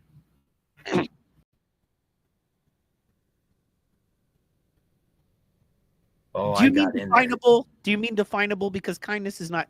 When I hear the word tangible, I think material, right? Like this keychain is tangible because I can touch it and feel it. It's not an idea, right? Like oxygen is real, but it's not tangible, right? I can't hold oxygen, but it is very real. I can't see oxygen, but clearly if it have it all around me, we wouldn't be talking, right? So it's real, but it's not tangible, right? What year do we live in? Huh? What year do we live in? 25. I mean, 25. Okay. According to the Gregorian calendar, but that's go with me here. Yeah, it could be like 300 years. I just wonder where you're going, because you say what year do we live in, and I'm like, is he asking like 2025, or is he asking me if I understand that it's probably inaccurate and I don't really? No. I'm not going that deep on that one. It's just we're in 2025, right? As far as we know, yes. There's no meaning behind it. The word love has been watered down to nothing. Abused, yes. Nothing. I agree. Nothing. So it can't be. It can't be. There can't be love when it gets that watered down in 2025. Now there can be love, I believe. Like keep talking. I'm listening. I'm just going to stop. I think there can be love between like two people, or and they can be love for a time. Love for a time. But there's no such thing as everlasting love. That does not exist. And the divorce rates that we have in this in the last 20 years. I mean, okay, fair. But I come from a different life. You know, where I've witnessed it. Where I've seen 5 divorces. I've seen 3 divorces of my own parents and remarriages. I mean, love is just, it's an L, it's an O, it's a V, it's an E. Kindness is pure. Kindness lasts. If you're a kind person, you're kind to everyone. I agree. Now, here is my, you go. Hang in there with me because it's a little long. That's why it's a big deal. Here is my core definition of love as printed a couple thousand years ago. If I speak human or angelic tongues, do not have love, I am a noising gong or a clanging cymbal. If I have the gift of prophecy and understand all mysteries and all knowledge, and have all faith so that I can move mountains, but do not have love, I am nothing. And if I give away all my possessions, and if I give over my body in order to boast, but do not have love, I gain nothing. Love is patient. Love is kind. It does not envy. It does not boast. It is not arrogant. It is not rude. It is not self-seeking. It is not irritable, and does not keep a record of wrongs. Love finds no joy in unrighteousness, but rejoices with the truth. It bears all things. It believes all things. It Hopes all things, and endures all things. Love never ends. But as for prophecies, they will come to an end. For tongues, they will cease. As for knowledge, it will come to an end. For we know in part, so we prophesy in part. But when the perfect comes, the partial will come to an end. When I was a child, I spoke like a child. I thought like a child, and I reasoned like a child. When I became a man, I put childish things aside. For now we see only a reflection, as in a mirror, but then face to face. Now I know in part, but then I will know fully, as I am fully known. Now these three remain: faith, hope, and love. But the greatest of these is love. Okay. That's my definition of love. Now, anything that is not that is simply abusing the word love. Okay. Go back to the beginning of the listings of what that was in the middle of what you just read. Okay. Which part? The middle part. You read through a little bit, and then I read through. like, It's the whole chapter of 1 and Corinthians. then it had like a. Which I have. And then it had, Just tell me what you want to reference. I have it all. the love It's not is as what? good. Go, Love go, is patient. Love is kind. It does not. Oh, boast. stop. Love is no, Patient. but it goes back to the beginning before all that. It goes back to before. If I speak in tongues of man and angels, but have not love, I am yet a clanging cymbal or a banging gong. No, I'm not worried about that. If I donate my body as if to boast, but have not love, I have gained nothing. Once again, I have this memorized. So what do you want? Tell me. Where it says we're stood up higher up, like the very second. What do you want to say? Love Just say is it, brother. kind. Simple. Yeah. Love is kind. Love is patient. Love is kind. It does not. No. Take out the patient. Take out all that, because it wasn't that. It was a straight thing, and there was comma between comma at the beginning. Love is kind. It's all of those things. Yeah. Yeah, but the kind is love. Love is a part kind. of it. It's a percentage of it. In the same way that if I make you a delicious sauce, you can say, I believe in tomatoes, but I don't believe in sauce. Okay, that's fair. You can do that. And yes, you cannot have this sauce without tomatoes, but it takes multiple other ingredients to create this sauce. It is tomato based. It is kindness based. Absolutely. But you can be kind and have not love. You can be kind externally. You can be kind for your own. In fact, I know super kind people that are some of the biggest hustlers and grifters on the planet, specifically in the religious sphere. They'll smile and they'll tell you God loves you, and they'll tell you they love you, and they'll pat you on the back while their hand is in your pocket. They are kind AF. You will never know that they're evil or their intent is to rob you or control you. You will never know. In fact, that's happening right now to millions of people. Kindness is there. There is no lack of kindness. There's no evidence of a lack of kindness, but there is a blatant lack of love. Because love does what does it say? Love rejoices in the truth. And the truth is, this person is kind to you, but they don't love you, and they're trying to steal from you. And that is their motivation of being kind to you, right? Kindness can go away. But that's not kindness. Love lasts forever. That's manipulation. That's not kindness. There's a difference. That's an act. That's what narcissists do. So I agree. Narcissists can be kind. No. By all practical. Okay, so what is your definition of kindness? Love. For you. Well, you call love, I call kindness. Okay, so you'd label it differently. The thing about that is simply that, the way I believe and like what I just described, it is definitely an ingredient of it. But you also have to have forgiveness. You also have to have long suffering. You have to also have faith.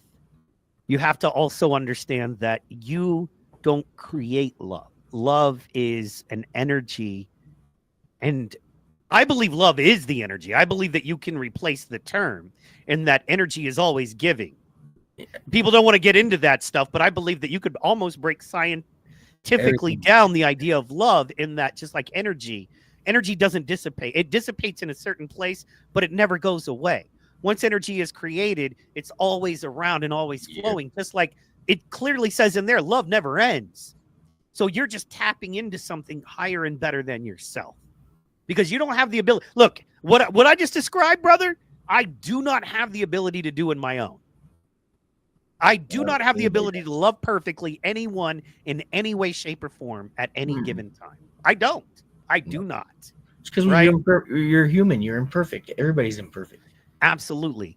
And in the same way that I don't have the ability to be a perfect conductor of energy, my body would die. It's not capable.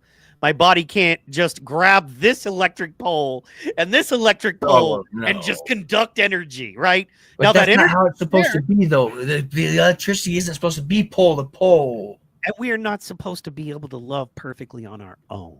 Nope. We're supposed to be able to take a little bit of that power that's flowing throughout the universe. We're supposed to be able to tap into it to find our divinity, our ability to forgive when it's not a human nature thing, and sometimes not even that smart to do. But it's the ability to see someone as a creation and child of God. You know what I mean? Versus seeing them as someone who's wronged you, who's hurt you, right? So it's because I don't have that ability in and of myself, right? Love, perfect love, is not something that's set up for you to be able to do. Just like being a perfect conductor of energy is not something that your body is set up to be able to do. Now, you got tons of electricity flowing through you at all times. You've got tons of energy. Think about all the atoms working so much overtime just to make you burn, just to keep that beautiful beard on that beautiful face. Dude, I think about all the quantum quarks that are just shooting through me. That's what I think about. So, okay, so right, so you're an energy conductor, but if you grab two powerful volts of energy on each side, it would fry you, right? You're not capable. I'm not capable of being a perfect love human being. No one is, but I'll just speak for me, because no one speaks for themselves anymore. They're too busy telling you whatever the people they hate think. But anyway, that they refuse to talk to. But she said. Yeah, I'm not capable of perfect love. What I am capable of is being honest about it. I'm capable of going, I'm not capable of perfect love, but I'm willing to try, man. Because maybe that's the only thing. Maybe that's the only damn thing, is putting myself and my needs second and putting others first. You know what I mean? And for me, I'm not saying this for everybody. I do. But for me, it's all I got. You know what I'm saying? Yeah. But I mean, I know what you mean about giving everything. So I think we're having more of a label argument than an intention argument. Because I think what you call kindness is the same intention that I call love. It's just that the word love has been abused and used and whored and stomped on and shit on and ate and shit back out and stomped on some more and used to manipulate and abuse people and hurt them. And because I love you, I get to hurt you. And if you don't love me, if you love me, you'll stay for this abuse. And if you love me, you won't get the help you need. And if I love you, so you don't go do other things with you, on and on and on. But that's not love. Love is a control label. And for me, it's helped when people say they love me. I pull out my definition of love. And I go, are they displaying this or attempting to display this behavior towards me? Because this is my definition of love. And if they say they love me, yet I don't see them doing my definition of love, we got a miscommunication. You know what I'm saying? Well, but there's probably things on that list that I don't do. Well, I mean, there's things on the list nobody can do. Like, once again, we're not capable of being perfect in our love, but we're capable of trying to be perfect in our love. We're capable of understanding. Shout out to Amy in the building.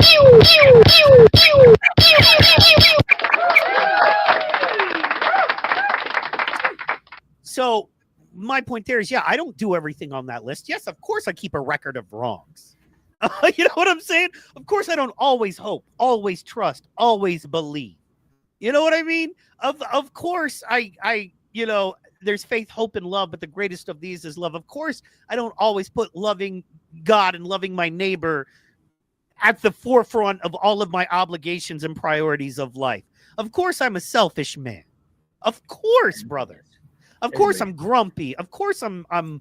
You know what I mean? I have all the issues I have. Huh? Every emotion. Yes. Of course, I'm selfish and grumpy and sometimes inconsiderate and angry at others for not behaving the way I want them to, or stressing out over shit that's not in my control and making other people's lives bad because I'm in a bad mood because of shit I can't control. You know what I'm saying? Boom. So, of course, I don't love perfectly. Of course, I don't do everything on the list. But, man, it's a great reset. It's a great recenter. Okay, I love this person, and I'm mad at them. Let me look at my definition of love. Well, because the great thing about it is actually scripture. Well, it is. It is scripture, man. Is it actually? Because I heard scripture. I mean, I could repeat. Love is all things. It endures all things. It hopes all. I mean, yeah. I mean, yep. So I mean, that's why, and that's cool. I mean, that's why I was asking, because I mean, I was raised Mormon. Do you guys? Can I ask you a question? And forgive me for not knowing. Do you guys use the? Please don't get mad for my ignorance. This is simple. No, I don't get mad. Do you guys use the regular Bible too, or just the King Book James of Version? King James Version, Old Testament, New Testament. King James Version. So that's 1 Corinthians 13. Yes, Old Testament, New Testament. And that was the first full chapter that I ever memorized as a kid. And that's a great chapter, though. Well, because it talks about, because it doesn't beat anyone over the head. No one's going. It's like, look, if you say you love someone, this is what love really is. And it's impossible to do. And you're going to fail a lot at it. But this is what you strive for. And if you can strive for believing in people and loving them and not keeping a record of wrong and trying to be the highest version of yourself when it comes to every human that you meet, you'll be a better person. And you're going to see that you fail, because it's pretty easy. If it was eat a chocolate bar and call it a night, and that's how you love people, well, love wouldn't be that important. Yeah. You know what I'm saying? See, and then that's another thing. I with frequencies and vibrations and like the quantum physics and different realms, linear to ours, you know, and believing that, you know, because I believe that. I believe that, and I believe the earth, and I believe in the universe and all of that. I mean, I've had an experience with a tree and grass barefooted. You felt the energy, right? Oh no, I got talked to. Okay. So it would be fair to say that you did feel the energy, right? You felt the energy so much that you were able to communicate in what you consider to be the English language, maybe, or maybe you guys were talking in another language, and the best way we can do it is I was perceiving it in English words, because that's how I perceive ideas. But we were speaking another language. I've been there spiritually before. You're speaking another language, but you perceive it in English words. Yeah. But that's how my brain interpreted it, what it was saying, because it was sending me a message. Because I was literally, and it was at a time, and I was asking questions, and I was looking at the sky and connecting and meditating, just trying to do an a monk. And then I put my hand on a tree. My feet were on the ground, and except I've been here. I will be here much longer than you, and nobody cares about me. So why do you want everybody to care about you? Dang. I got it. Do you accept the things that go on in life, and you just keep moving on? Right. Because life's going to keep moving on. And there's a lot of life that lives here that doesn't get anything. And they're going to be here for hundreds of years. You know? So that tree told me to quit bitching. That's exactly what that tree told me. Quit your bitching. I gotta be here for the next 300 years with dogs pissing on me. You know, people pissing on me. Nobody caring about me. And you only got to be here for 60 to 80.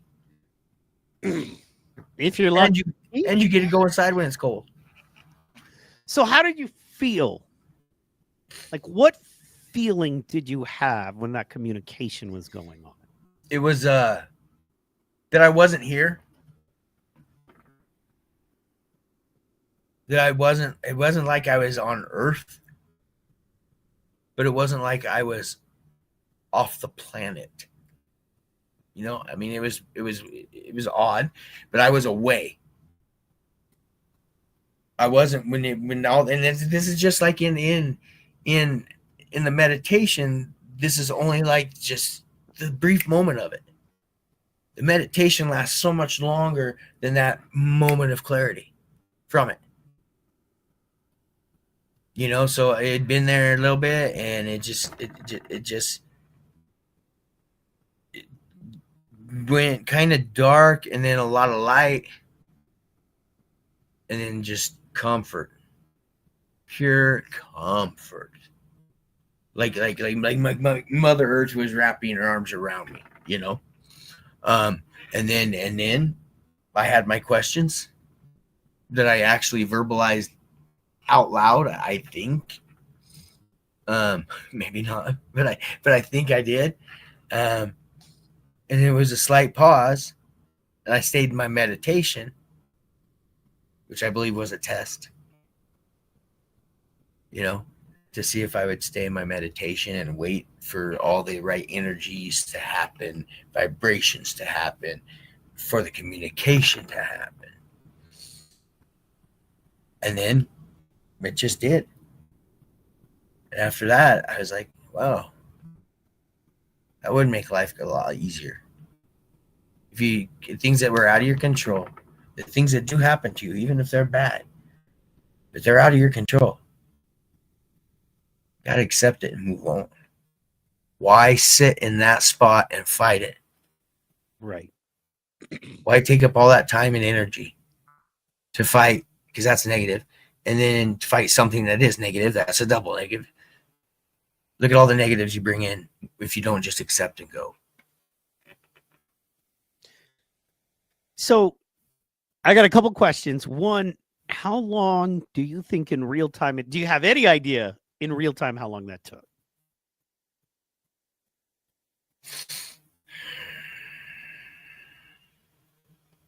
I'd say 15 to 20 minutes.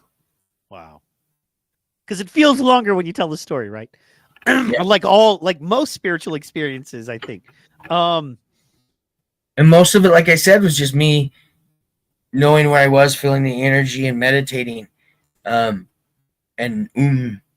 OHM, you know, and then it was just like literally a 3-second thing.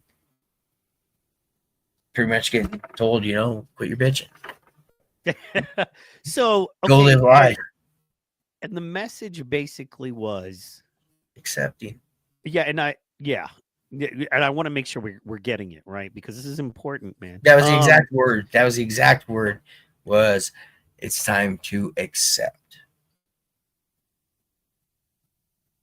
Accept. And you felt peace when you got that message. Oh yeah. Okay. Cool. It was the answer I was looking for. See, okay, and the feeling you got when you felt that peace and that acceptance, to me, that is love, right? That Yeah. I'm in tune with the universe.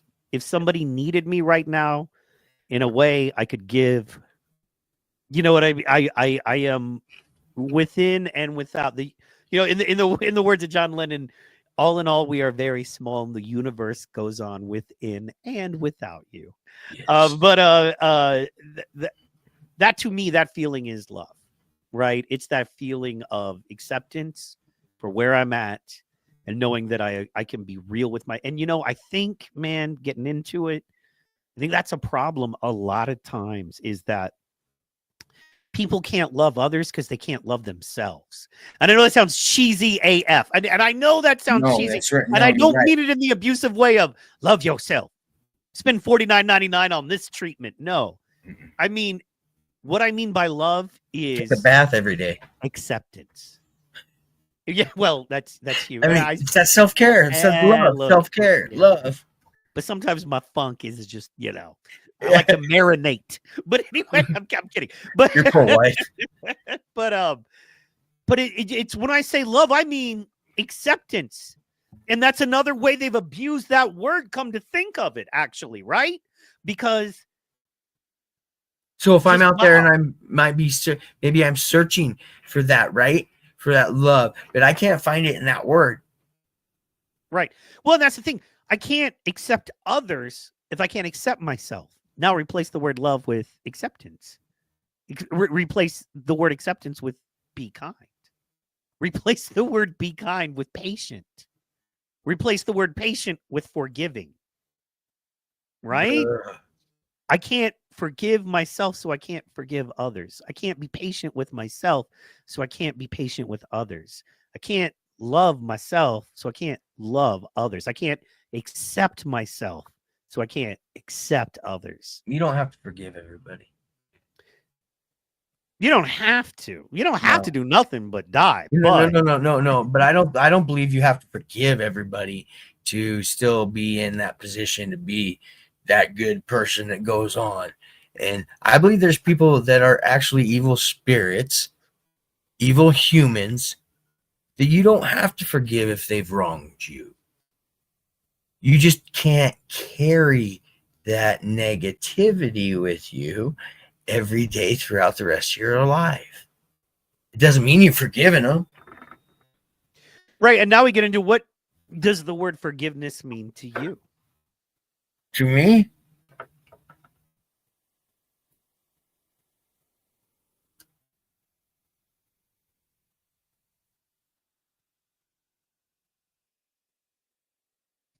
a lot of hate. Wait, the word forgiveness means hate? Because you have got to go through a lot of hate to get to the forgiveness.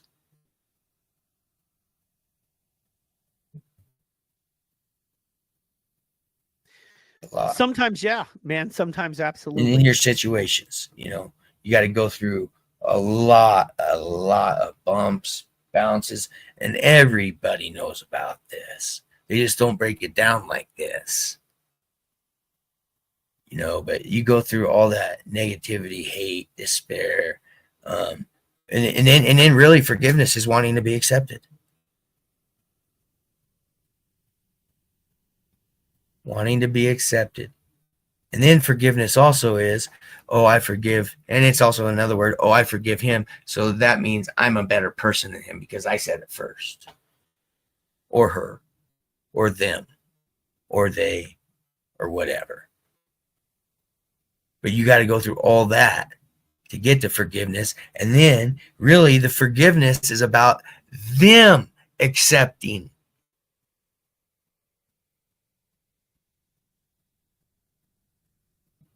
And then if he, she doesn't accept the forgiveness, that destroys a dude, man. That destroys people. That destroys things. So I can say, yeah, you say the word forgiveness to me and I think hate. Well, yeah. Well, and in that term, how you feel makes total sense. That's not forgiveness to me at all. I know. And let me I get it, bro. Forgiveness is a selfless. No. Hang in there with me. I'm trying to make sure I say the right words here. Okay. Okay, so forgiveness is a form of acceptance. Okay. Forgiveness is saying something bad happened to me that I could not control. And instead of internalizing that trauma, and allowing that trauma to affect who I become and who I am because of that trauma, because something bad happened to me that I could not control. I have to forgive this person. I have to accept that something bad out of my control happened to me. I have to accept that no matter how I want to and what's fair, this person may never pay a price in this life or to my eyes. And I have to accept that is the way the world works. And however unfair it is, if I allow that trauma to influence who I am as a person, they continue to win every day of my life from trauma that hit me when I was a child or a few years back or whatever the case. So I forgive this person. They get out of my mental jail free. Their trauma that they caused on me, I accept it happened. And I accept that I live in an unfair world where I have to be more cautious. Frog and the snake, right? I have to understand that I deal with snakes. I forgive the snake, not for the snake's benefit, not so the snake will do anything I want them to do, because they won't. They're a fucking snake. They're not going to all of a sudden not have venom and not bite things. That's who they are. Yep. I forgive the snake for biting me. They're always going to be a snake, and there are going to be other frogs they bite. What I have to do is not let the trauma and poison they input into me continue to affect me. So my forgiveness has nothing to do with them. Literally, when I forgive someone, it has nothing to do with them because they'll never be able to earn it. In the same way, once again, I believe I was forgiven and I could have never earned it. Forgiveness is not anything anyone earns and is not dependent on their behavior at all whatsoever. Forgiveness is an emotional and mental and spiritual process you undertake and go through, which is working through the hate, like you said, so that trauma does not live inside you. That poison doesn't live inside you and affect who you are and what you become in life, because you don't want them having that power over you anymore. So you have to accept that it happened, accept that it will not traumatize you anymore because they are a snake. You got bit by a snake. And the one thing you know from here on, the best possible lesson you can learn is that the world is filled with snakes and maybe you're a frog. And you know that this person is a snake. They are demon possessed. They are demon. Maybe I'm a hawk or an eagle. Yeah. Or maybe they're a lion. It's gonna eat the snake. Maybe they're a lion and you're a monkey. Neither one of you are evil, but both of you got to eat. You know what I'm saying? And to that point, there's more accountability and responsibility for humans. Absolutely. Because humans choose whether they eat another human, whether they rip another human apart. It is a choice on their part. So yeah, there is way more accountability. However, sometimes we have to accept the fact that we were hurt, that we were bit by someone whose second nature is to be evil and using and abusive and destructive. And that's who they are. And that is not fair. And unfortunately, life is not fair. But that's chemicals in their brains. That's chemicals in their bodies. That's just how they are. That's how some people, they just wired. Right. And I'm not going to allow them being wired like that to create hate inside of me and poison inside of me. Fear leads to anger. Anger leads to hate. Hate leads to death. Always. Right? That's a pretty much constant throughout the human experience from time immemorial. You know what I mean? If you're afraid of something, you're going to be angry. You can't control it and it's keeping you in fear. If you're angry that you have something that is controlling you and keeping you in fear, you're going to hate it. If you hate something, you're going to try to destroy it. And either you destroy it, death, or it destroys you, death. Fear leads to anger, leads to hate, leads to death always. Yes. So I'm not going to live in fear because there are snakes. I'm not going to live in fear because there are demons that walk amongst me. I'm not going to live in fear because I have been bitten before, because that fear is going to be angry, and I'm going to be an angry man, and I have been. I've been all of those things. I've been full on ate up with anger, full on ate up with hate, full on ate up with death. Yes, I have. Yeah. All I wanted and all I saw around me was death, bro. So, man, I know we should be another type of podcast where we pick somebody out and just talk about what a horrible piece of shit they are for 3 hours, and then we get more viewers and blah blah blah. But that's not what we do here. Talk about ourselves, our own experiences. Well, Our own hopefully to help knowledge. others. You know what I mean? Hopefully people see us and they're like, I understand those dudes. They can I don't- relate. You know what I mean? Yeah. Because who talks about this, man? Nobody who talks about mental depression. Who Mental talks about the ups Hate. and downs. We're freaking talking about forgiveness and hate. So weird. I didn't even realize it. And the different opinions on it. And we started with power slap. You know what I mean? We are real dudes. You know what I mean? Holla back. Carnival ride. Hands up, carnival ride. Ups and downs. We don't know where we're gonna go. So yeah, man, just sharing philosophies, and I definitely understand. And like Different trying outlooks. trying to understand where you're at. I get like You understand a little bit more because you know more about right. Well, and to the point of if you feel like forgiving this person somehow takes another chunk out of you, after they've taken so many chunks out of you, and you're not ready to be there. Because you do have to give. You have to rip a chunk out of your soul to truly forgive somebody who's really damaged and wronged you. It takes a piece of you. Absolutely, man. No diggity. Especially if you you've been become through it. You've been yeah. through it. Oh, absolutely, man. So I also understand. I just feel like it's this person isn't ready, and that is fair. And they don't ever have to be ready. And if they go their whole life and they're never ready, that is absolutely fine. You know what I mean? There has to be a sense that both sides are ready. No. See, that's where we disagree. When the Forgiveness has law's nothing to do. involved, when If the you law's wrong involved. me, if you wrong me, forgiving you has not. If you wrong me, I can cut communications tomorrow with you. Right? If I Legally feel wronged enforced. by you, if you and if you genuinely hurt me, and I quit talking to you tomorrow because you genuinely hurt me, right? And you genuinely damaged me, and I never talk to you or see you again, I still need to forgive you because of what's in my heart. It has nothing, once again, forgiving you has nothing to do with you. You, the offender party, do not get to say whether you accept my forgiveness. You need my forgiveness, and if you're too dumb or evil to accept it, I feel even worse for you than I already do because of what you did to me. Welcome.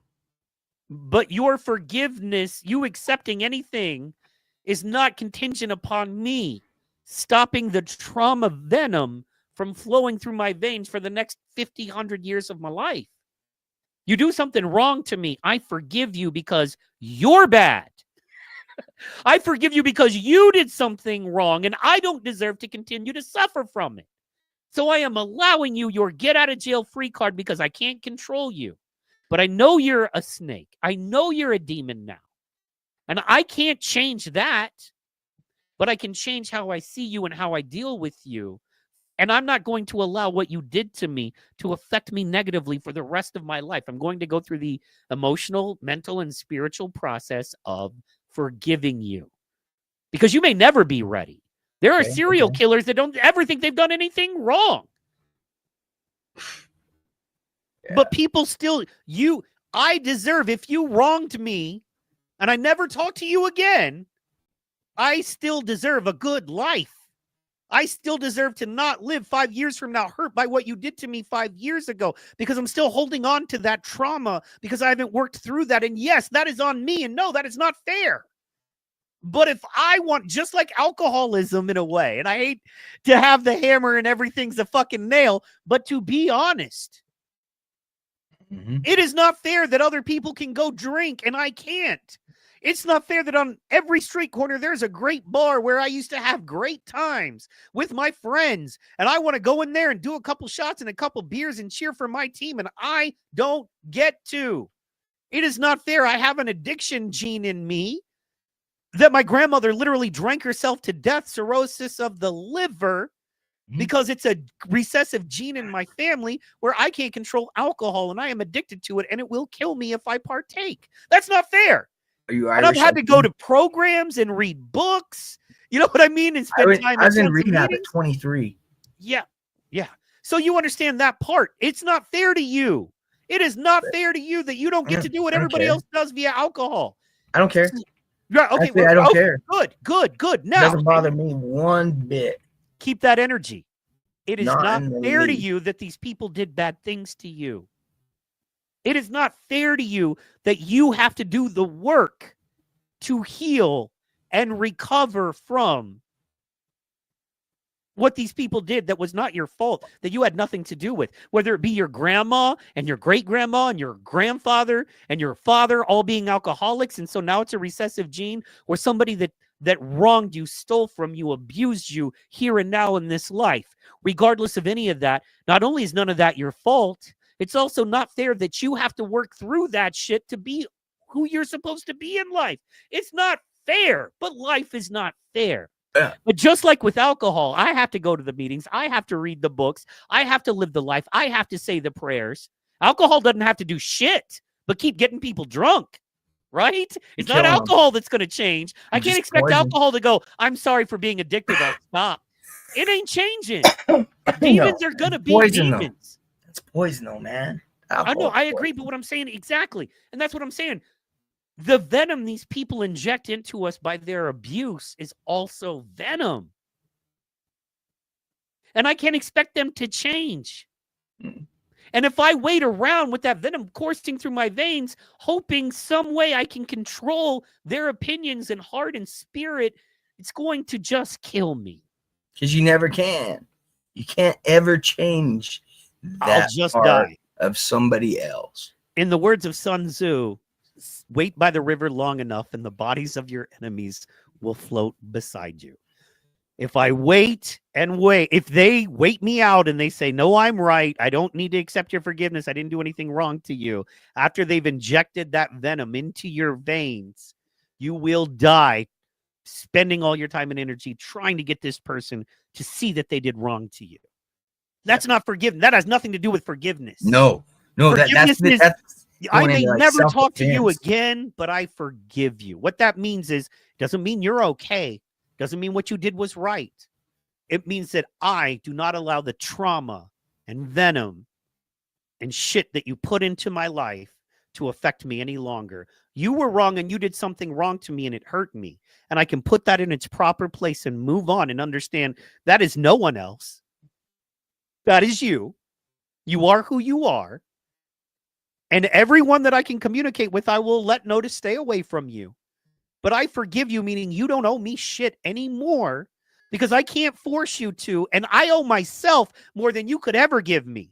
So I'm spending no more time and energy trying to get something back from the trauma you caused and what you took from me.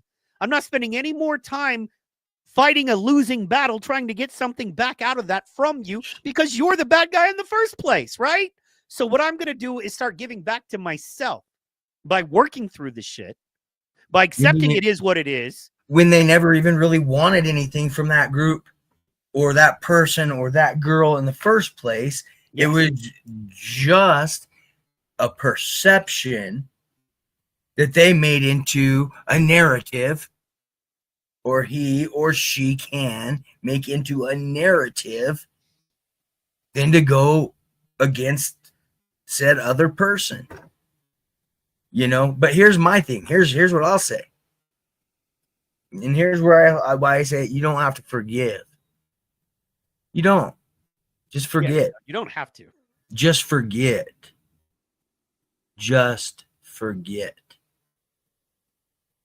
That and I believe that that's kind of what a Buddhist would do with this negativity, would be to meditate on it and then release it and forget it. Well, to put it in proper Buddhist terms, you're already labeling it as negative, and so you're doing it wrong. But exactly. Yeah, just waiting for you to jump in. you know, I was gonna. There's the thing. I'm waiting for you. There's the thing, and then there's the name for the thing, and that's you can't ever put negativity with Buddhism. No. You can't label anything. So No. it's negative to you, might be very positive for someone else. Yeah. Who's Yeah. right? Both of you or neither of you, right? So it's one of those kinds of Yin and yang and yin and things, yang, but up and over and down again. that's why it gets really. That's why you get to a certain depth of Buddhism and you either accept it or realize it's not for you. Yeah. Yeah. On that level, and you appreciate. Yeah, you gotta get deep. You gotta get deep to get there, though. You know, I didn't get that. No, deep. and also, I mean, if you want to get deep into it, that's why they have famine. Because they're like, it is what it is. Somebody's starving. It is what it is. Somebody's sick. We accept all things. We don't label them. And I don't agree with that, man. I think you should intervene. I think we've been given the gift of power and spiritual power and energy. And I think as humans, if we tap into that power, we can help other humans. And I understand they believe in that too, except for when it comes to suffering. All life is suffering. Suffering is freedom. You're supposed to, man. Yeah, suffering's life. Suffering is life. That's I agree what with life is suffering. And then what you do in between all the suffering is you try to find those good bits of time, of joy, of happiness, and absorb those when they happen. And take note of them, so they become a really positive memory in your life. Because guess what? There's going to be more bad and more bad and more bad and more bad all throughout.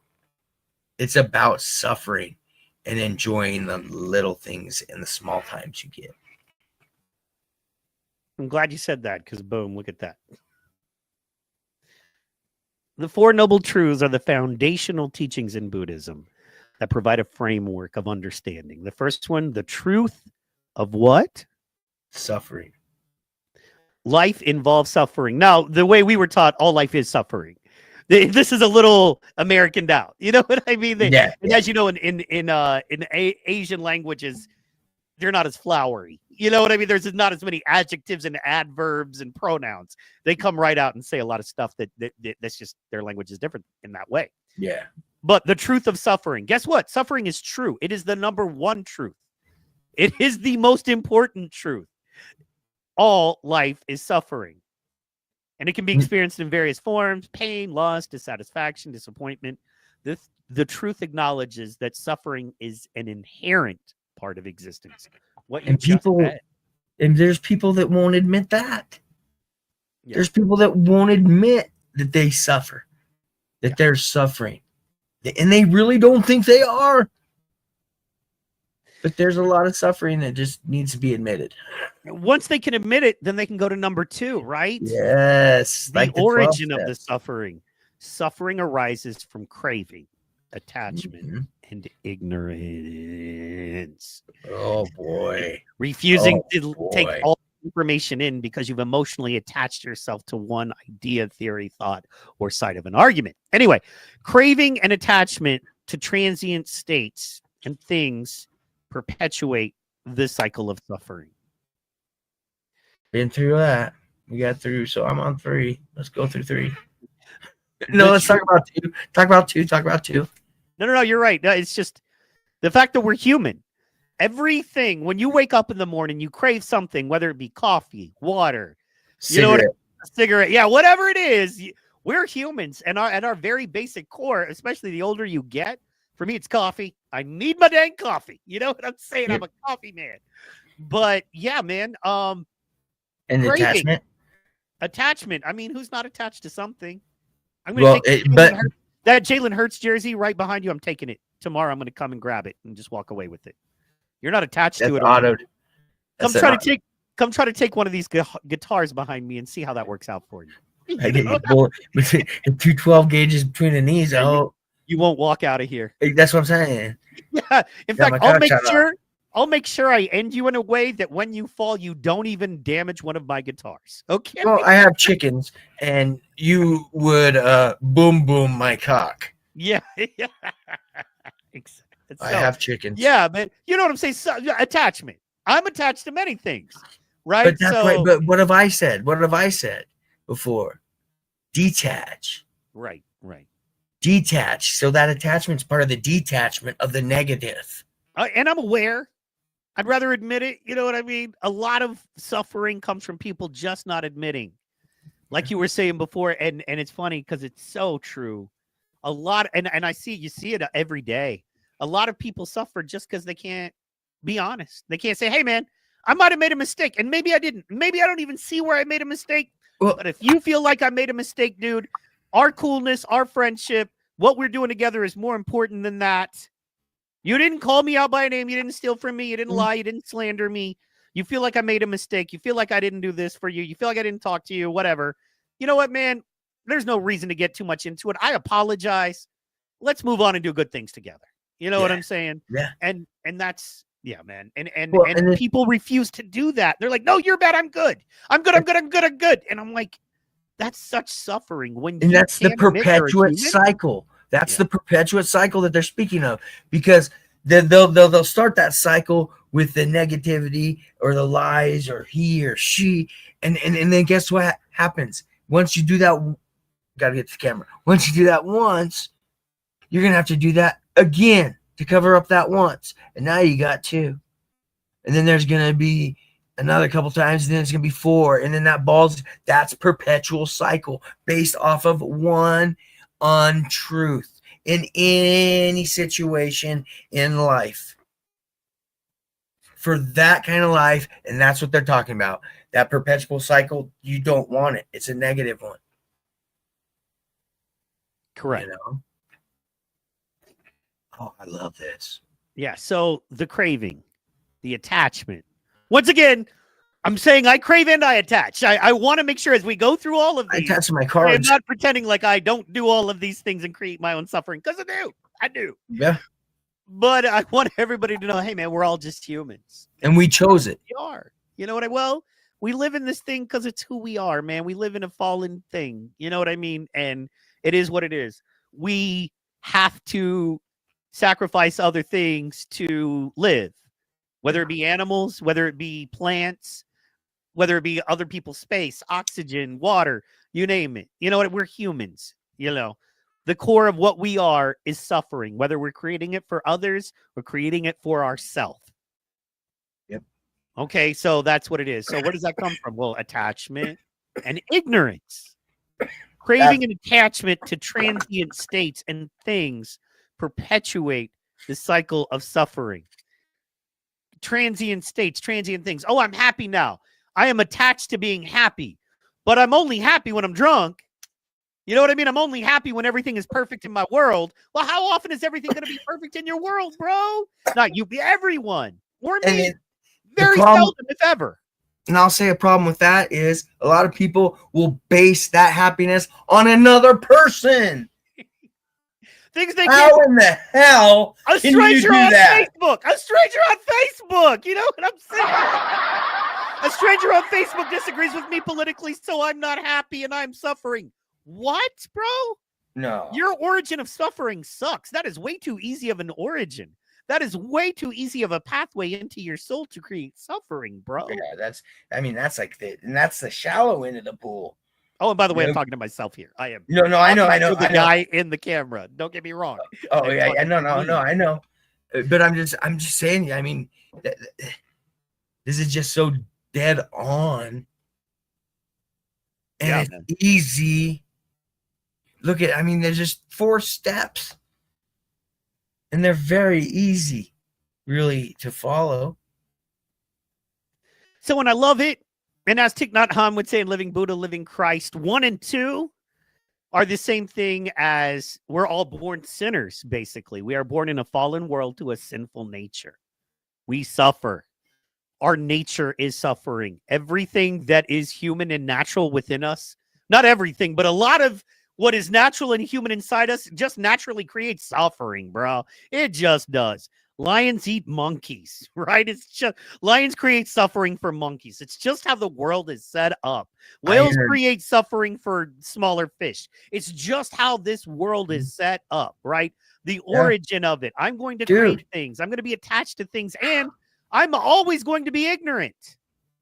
I'm always going to be ignorant of something. Well, of something in the fact that right now, that no matter how long I live, I will never know as much about geothermal engineering as a geothermal engineer. No matter how long. Yeah, sorry, go ahead. Or the rest of the countries in the world and how they actually live and perceive. Because we might perceive, and this is that to us, but it's not going to be the same to them. Yes, and I can never truly know how you're feeling. I can only assume to know how you're feeling or trust the words you're telling me. But I can never really know. There's always going to be some ignorance there. And in life as humans, we are a selfish species. Ergo, therefore, and because of that, we are always going to experience some form of suffering because we are humans. So we live in some form of ignorance. Because ultimately feeling good or happiness is always, as humans, going to be at the front of who we are. Cravings, attachments. We're attached to the things that make us feel good. We crave the things that allow us to feel good. Yeah. So we're going to be ignorant to other things because those things are going to come first in our mind. And that's okay. We're humans. Hey, after selfish, I think there should be parentheses or a slash, selfish or self-survive.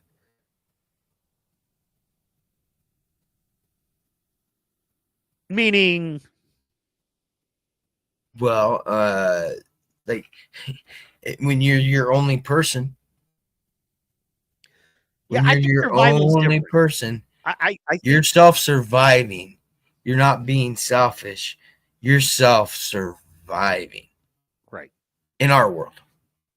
When you are on your own, when you are just a sole entity, you're self-surviving through this path in this world. You're not being selfish. How can you be selfish when there's no other responsibility around you but you? You see that view? I do. However, come on, bring it. Bring it, sucker. The Buddhist monks would say things like, you can be selfish by being indisciplined. You can be selfish by choosing to sleep or read a book rather than meditate. You can be selfish by choosing to not work on your garden for self-discipline and mental, acuity, and do things that lower your body and mental acuity out of comfort and wanting to feel good. And I'm not telling you I'm necessarily. No. You're right. If you're following, this is what a Buddhist monk. If we're just gonna go that far with it, No, I'm not saying. Look, dude. Look, man. I have a hard time not eating too many cookies before I go to bed, so I am nowhere near any of these guys. Let's not. You know what I'm saying? No. I am a sugar coffee addicted man. And neither one of us has gone over to be a monk, and you can go be a monk for a week if you want. We're just inferring this stuff, but I'm just saying. I wish you can be selfish even if you're all alone, in that you're serving your physical, earthly needs. And by yourself, can you become attached to something? Absolutely. You can live by yourself and become extremely attached to television shows, podcasts, certain snacks. Michael Mann would be attached to his wiener. I'll throw in a Michael Mann joke right there. Thank you very much. He's attached to I think his wiener's attached to a chicken. But anyway, regardless of that, that's a whole nother thing. We love you, Michael Mann. Yes, we do. Good clip. But if craving and attachment leads to suffering, and you live on your own, but you're craving nicotine, you're craving coffee, that craving is ultimately going to lead to attachment. It has nothing to do with anyone else, right? That's your own self. Sort of. But you do that. Everybody does that. Oh yeah, no. Once again, I am not saying I am good at No. But that's not a bad thing. That is self-care. That's what I'm saying. I'm saying some people might say is selfish or something like that. I'll turn around and smack them with the self-care. Fair. Because that's what I think. I think that for everybody. And I think everybody should do that more. Self-care instead of worrying about what Joe Schmo or Low Smo or Ho Smo or Holo, whatever. Holo, remember? Wigger and Holo show. Let's go. Wigger and what? Oh, Yeah,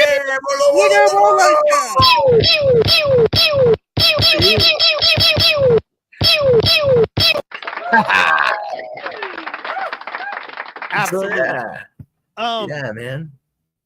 It's everybody. And what I like is you're walking right into 3. I don't know if you noticed this, but you are literally walking right into 3. Let's go. The truth of the cessation of suffering. Suffering can be ended by eliminating craving and attachment.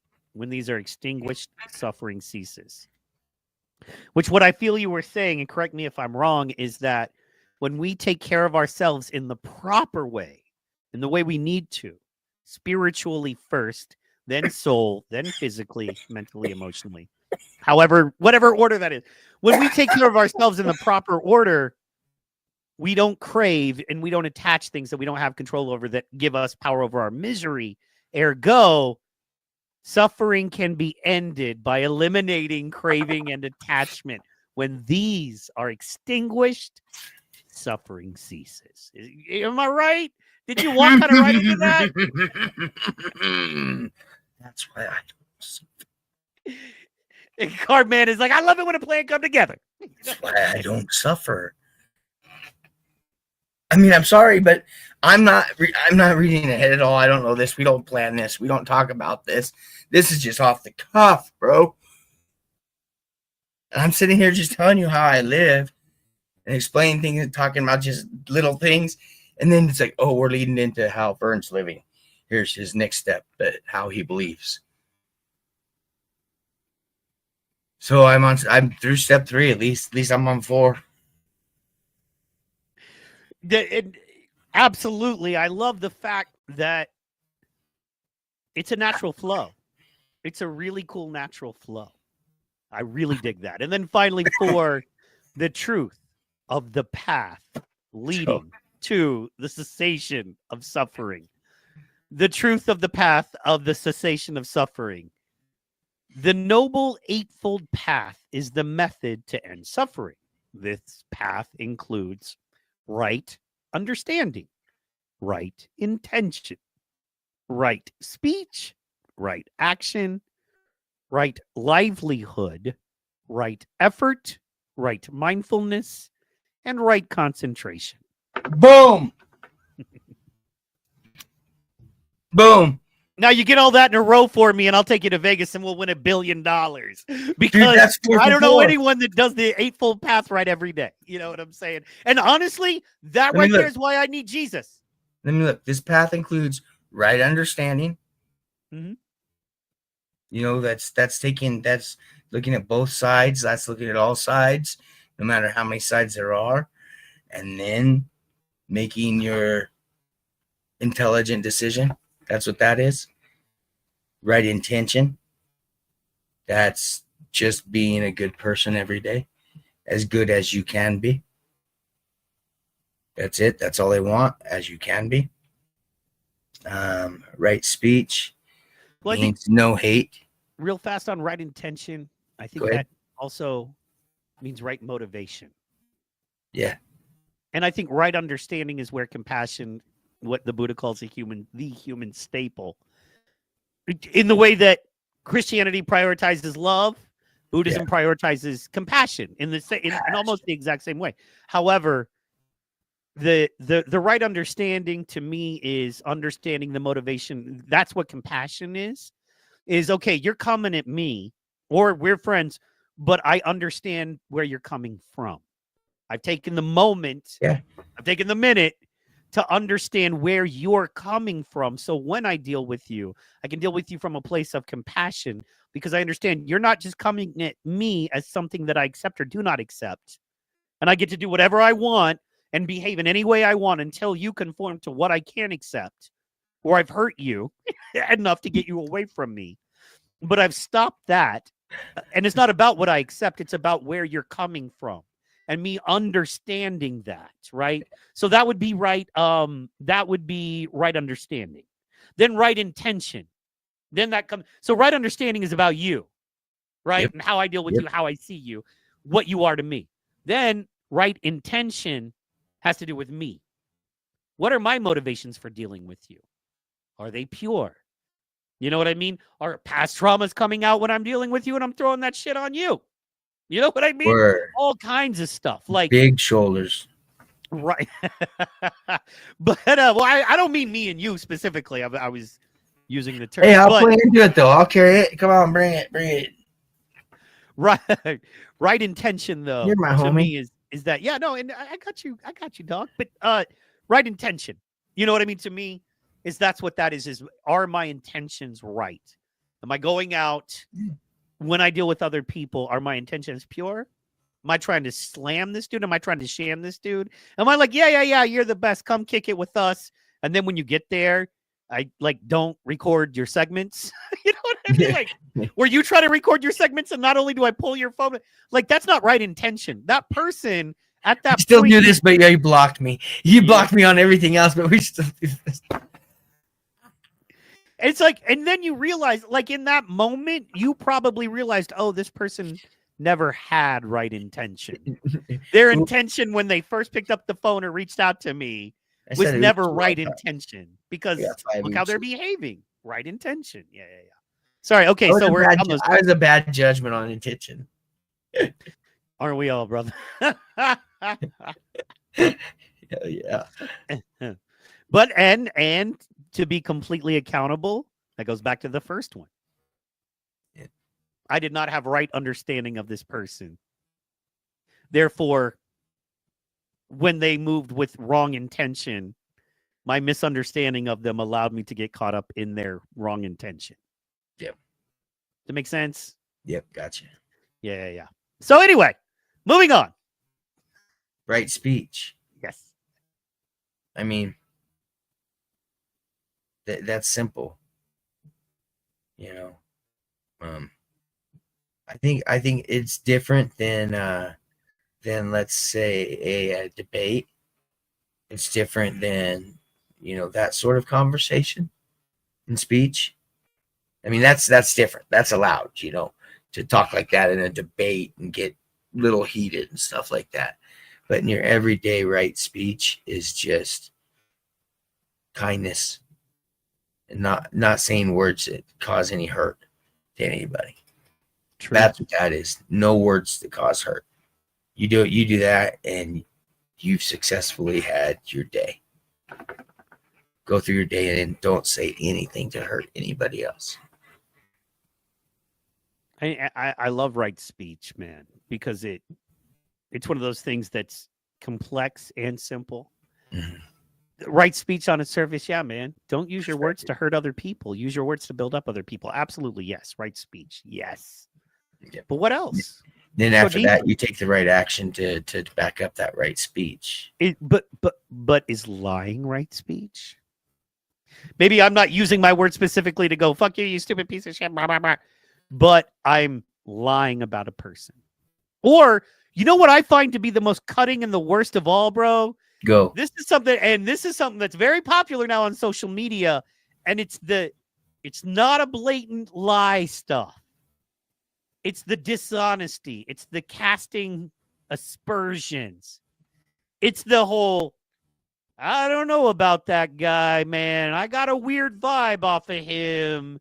The other day he was on his show and he kind of alluded to the fact that he might be into some weird stuff. He was talking about, that he likes to watch old movies and some of them are weird. And he was talking about a crazy scene in a movie and seemed to really turn him on in a way that if you twist it and turn it in a certain kind of way, it could be really weird. I don't know if we should trust this guy. Something's not right about him. He paid us, and yeah, he was cool, and yeah, there is nothing we could ever point to that he was wrong or disingenuous or dishonest in any way, shape, or form at all. And in fact, we have a mountain of evidence to the contrary. But man, there's something about that guy. He sniffled wrong. He touched it. I literally have had this. I had one show I was doing. I had bad allergies, and I was like doing this with my nose. Oh yeah, you can't sniff. Don't sniff. You can't sniff on the podcast. I go online and they're like, "You're a cokehead. You're a cokehead." Like all these people on Facebook are calling me a coke. I'm like, I will take a blood, not a piss test. Do not sniff on a podcast. And you will find no drugs in a blood test that goes back a year. right? Like that's, or a follicle test that goes back 90 days. Whatever. I will take any test. No drugs. Bro, I would be happy to admit it if I did. I'd be like, yay, drugs. No That's drugs. why I man. always keep my roll of toilet paper right next to me. Because if I do have a runny nose because of my medications and stuff, Yeah. I want people to wipe it. Yeah. You look at a show we did. It was one of the, or no, maybe it was one of my live streams on YouTube. Right in the middle of all this Buddhist stuff, I had a snot.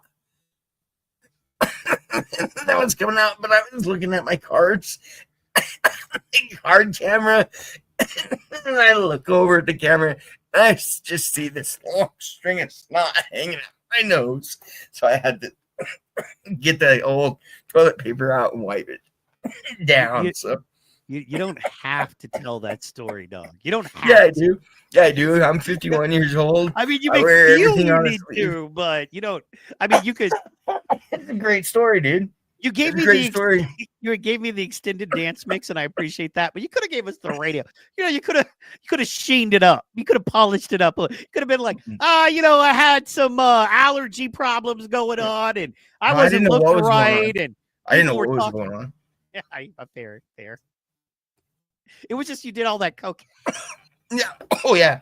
Yeah, and then that LSD, and then the heroin. Hey, don't pick on the good ones. Don't. Hey, easy. You know what I'm saying? If you start talking to shrooms Don't and pick on the ayahuasca, sleepy I'm ones. going to be Leave the personally sleepy hurt. ones alone. And go after those happy 3-day ones. Yes. I love it. Here's how you know a good drug is when you get done doing it. You're like, whoa, I need a couple of days or a couple of weeks. I do not want to touch that again for a minute. I got to come back down and readjust. That's how you know it's a good drug. Give me a year and I'll be back. Yeah. When you do a drug and 20 minutes later you just want to do more of that drug, that's a bad drug. You stay away from that drug. Yeah. Okay. So, No, I think. anyway. Sorry, guys. No, I'm just trying to think. For sure, if you smoke it, you should be fine. Just not crack. You know. We're meth. We're We're meth. heroin. Oh yeah, But yeah, let's but meth is like sunflowers here In what or way? cornfields. In what And way cows. is meth similar in Nebraska to cornfields and cows? Yes. In what way? I- Like, in what way are they similar? Oh, dude, there's like, it's like Breaking Bad out in the country here. Oh, there's just a ton of it everywhere. Oh, okay, cool. Yeah. You're just saying it's like everywhere you go, there's a ton of meth. Fair enough. Yeah, and you just see it. You see it in people. You know, man, Yes. they're damn skinny, man. I don't know what the hell. You know, I fully believe meth is a demon, dude, because look at the people that get on it. Methed out people are demon possessed, and I don't mean they're bad people. I believe that they I believe meth. This is gonna sound nuts. We're going there. I believe that doing drugs open up spiritual portals, some for the good and some for the bad. And a lot of it is where you are spiritually. And even meth, dirty crank bathroom, Drano meth still opens up spiritual portals because we're spiritual beings in a physical body. And whenever you do any kind of chemical that opens things up, it opens up portals spiritually. And meth opens up spiritual portals to devil and hell, in my opinion. Yes. And I feel like I have a little bit of anecdotal evidence. Look at everybody strung out on meth. Aren't they living a hellish life and they look like demons or twisted amalgamations of themselves? Right? Yeah, from what they were. I mean, they just completely change. There's nothing of them that's the same. Demon, bro. Yeah, It's a demon going into them. It's like a zombie. It's like the zombie drug. It's the zombie drug. Absolutely, yes. And when I see it, I see a demonic influence. I see people basically. You opened your spirit up to something that allowed the demons to come in. You know, for lack of a better way to say it, it's like that. And yeah, man. To me, meth over any other drug maybe does it the worst, the quickest. Like I've seen people in 3 months They do a little meth in March, and by and then you see July, their, and then no, then you see their their mugshot. You see their mugshot in the paper, and then you're like, oh shit, what I banged her like 6 months. What the hell happened to her? Oh, did she lived in a trash can? Really? She lived in that dumpster in that alley? Oh snap! Yeah, I mean it gets that bad though. It goes from beauty queen to trash picker out behind McDonald's right after they close. I'm trying to talk to Four Noble Truths, and Vern's talking about banging homeless meth head chicks. Well, what do you expect? White trash esoteric. You want to talk white trash esoteric? Here we are. I mean, well, yeah. What'd you bring me on for? Exactly. Oh, hey, I didn't know you lived in that trash can, boo. Yeah, I got a nice house. I got a nice house. I just find the ones that don't. The ones that are in the culverts. I feel like if you hook up with a chick who's living in a trash can with a meth problem, and you don't pick up any of those signs before you hook up with her, I think you're turning a blind eye. Yeah, I feel like I'd try it. I'd what you want to see. You know what I'm saying? I'd try it. I've never banged a meth head. I'd give it a shot if they lived in culvert, but they'd have to. I mean, I'm not going for like your high class. You've never banged a meth head that you know of. No, I'm too old. I actually started practicing celibacy like 8 years ago. So like I mean I have a huge gap, and since there's been some changes in the sexual revolution, it wasn't like this in 2017. It was a different world, and that's when I decided to stop, and it's been stopped since. So yeah, I've never banged a meth head. But I think I just might now that you brought it up. Thank you. You gotta have goals. That's what my therapist said. Gotta have goals. And Mike just gave me a goal, banging a meth head crowd. What do you think about that? All you need is a cheeseburger with a feet, and you're downtown with a discount, sir. Oh, I can't wait to be standing outside Walmart with her. Anyway, all right. So let's get back to the fourth noble truth, please. Right? Yeah, please. Come on, keep this on track. Speaking of right speech.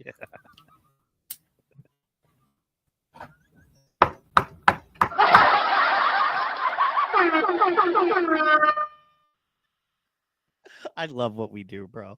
Anyway, okay, so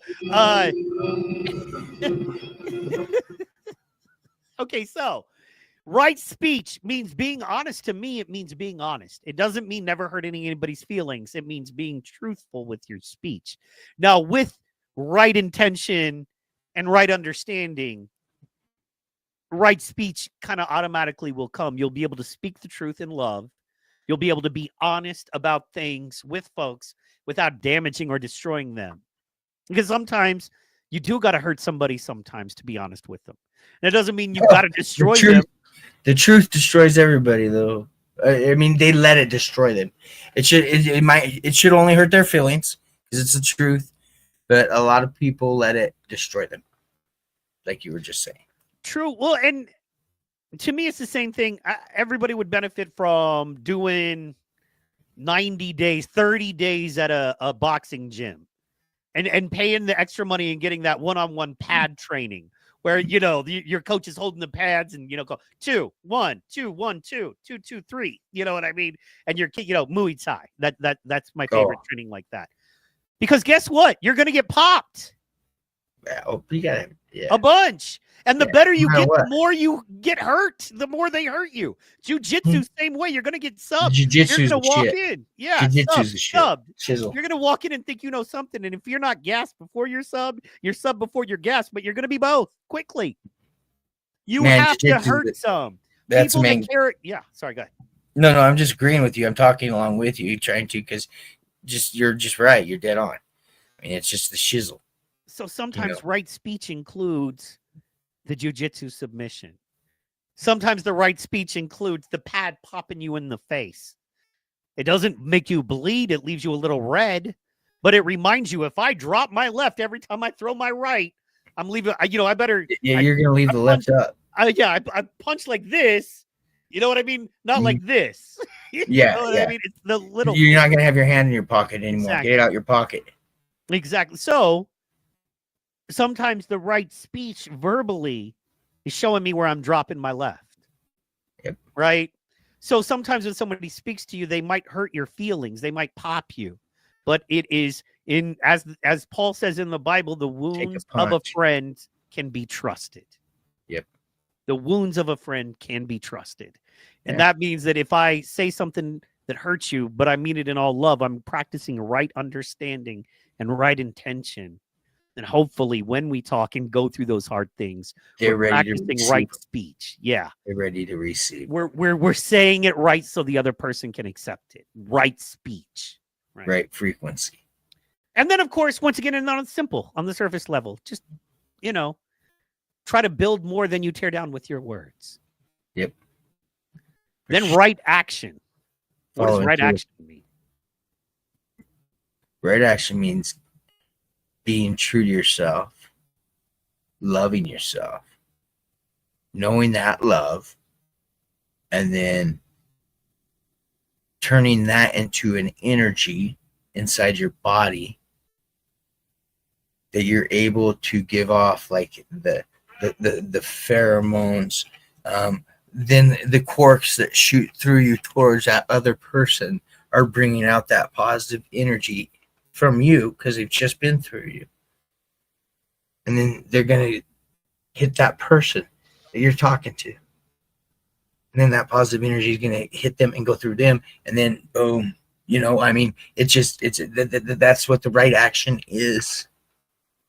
It's like almost a self-machine progress. And then it uses things to shoot out, and it makes good things happen all around. It's not just dealing with one person. It's dealing with the world. Your person with the world. That's how you can shoot out good energy, bro. Yeah. I mean, I believe. If anybody wants on this crazy train, hop on. But that's just what I believe. I'm staying on the rails on a crazy train. Oh, what a great beginning. Riding around in a white 65 Mustang with my buddy, dragging mane, listening to that song. And whoa, 89. Randy Rhoads, baby. Yeah, Ozzy, but on guitar. Yeah. Yeah, man. But now.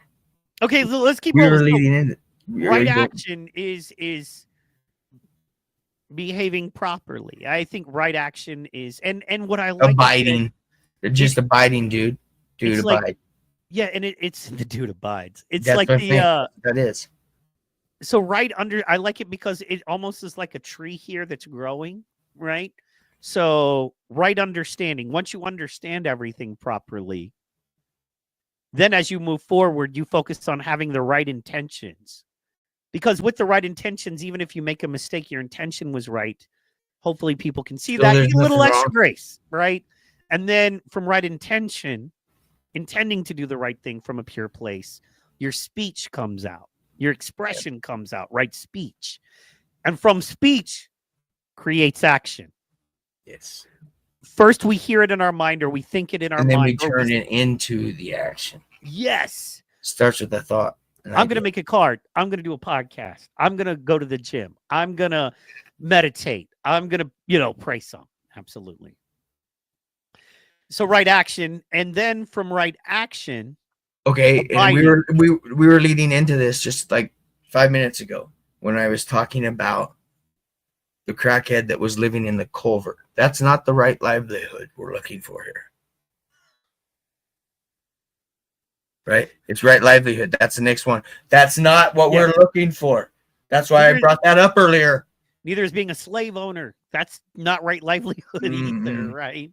Hey. And it wasn't right when the Irish were slaves either. Correct. Or the Slavic. Nah. Which where it came from. But that's a whole other thing. But regardless of that, what I mean, I was just using that. Being an oppressive business owner. Potato eater. You know what I mean? Or living in a dumpster doing sexual favors to get crack. Or wait, stop. Got time out there. I was in rehab. I was in rehab, and it was my 3rd week. And Jamie, I mean, she loved me, but we got warned for fraternizing, so I quit. And I saw her crying one night, and it was a big night for a guy because it was his green room because he was leaving the next day, and all his family was there. And dude was high as fuck on crack at his he's on his podium. I mean, it was crazy, right? And so I see Jamie, and I go over to her in the cafeteria, and the lights are off. She, crawling ball. Okay. And this will matter. She lives in Colorado. She might be dead. It's been so long. But anyways, or might be not breathing. But I go, yo, what's going on? Oh, I can't. I sucked dick for crack tonight. Oh, whoa, what the fuck? I'm here for drinking. You just scared the shit out of me. I never heard nothing like that. You know, I've heard about, like maybe a farmer banging a goat or something, but this stuff, I never heard that. Sucking wiener for crack. But yeah, that happens. You said it. I have a relatable story, so I just threw it in there. Oh no, absolutely, and it's funny because it just shows you the difference in lives. Yeah, no, I grew up with that. I remember being 5 and 6 years old and watching crackhead ladies in my neighborhood go behind the dumpster of our apartments with dudes. Yeah, and and then I think it was probably about 8 or 9 when I figured out exactly what was going on. So like I just grew up with that. So it wouldn't be shocking to me to be anywhere in my 20s and somebody come up to be like, I suck dick for coke. I'd be like, yeah, I know a lot of bitches that did that. No, but the thing is I witnessed the shame after. That's what I witnessed. Right. Well, no, and I'm not saying it's not there. I'm just saying the idea of being Oh, surprised that someone would do that or what they go through after or how they live. Yeah, because I knew the girls doing it. They lived in my I lived around these people. I lived in that neighborhood. I lived in that apartment complex with the boarded up windows and Section 8 and shots being fired and doors being kicked in, including us being robbed. Like I lived that as a child with just my mom. I lived that. Oh no, where are you going, Cardman? Cardman is leaving. All right, man. Well, we are going. I was trying to wrap up within 3 hours. That gives us about 11 and a half minutes. Hope you're doing great. Guys, please make sure you like, share, and subscribe. More importantly than anything, just subscribe. And if you like it. And also as important, drop a chat. You know what I mean? Shout out to Lexi Cortez Weber. He was telling me his story. Lexi Cortez Weber in the building. I don't know if Vern knows a Lexi Cortez Weber. Lexi, we love you. It's good to have you here. Thank you so much for coming in. Shout out to Jackson Nichols. Shout out to Don. Shout out to Amy. Shout out to, let's see here. We got chats all over the place going on. Whoa, you won't believe this. Shout out to Captain Paul. Hey, do you know Alexi Weber? Oh, I got to apologize here. I am sorry. I just had to run to Cowtown. There was a lady that was tied to the railroad tracks. One of the bulls, one of the lizards, and the guinea pigs had tied her to the railroad tracks to kill her.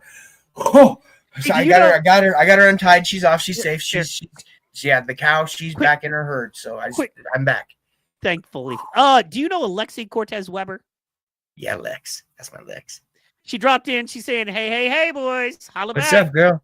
Shout out to Lexi in the building. So, yeah. I wanted to make sure. Much love, we try Lex. to give all the love to our chatters. Thank you guys so much for tuning in and chatting and doing all that. So, we're going to get through this. We're in right livelihood. Now, the next, which is, once again, as you go out and make your living, whether it's causing suffering to you or others, that's not right livelihood.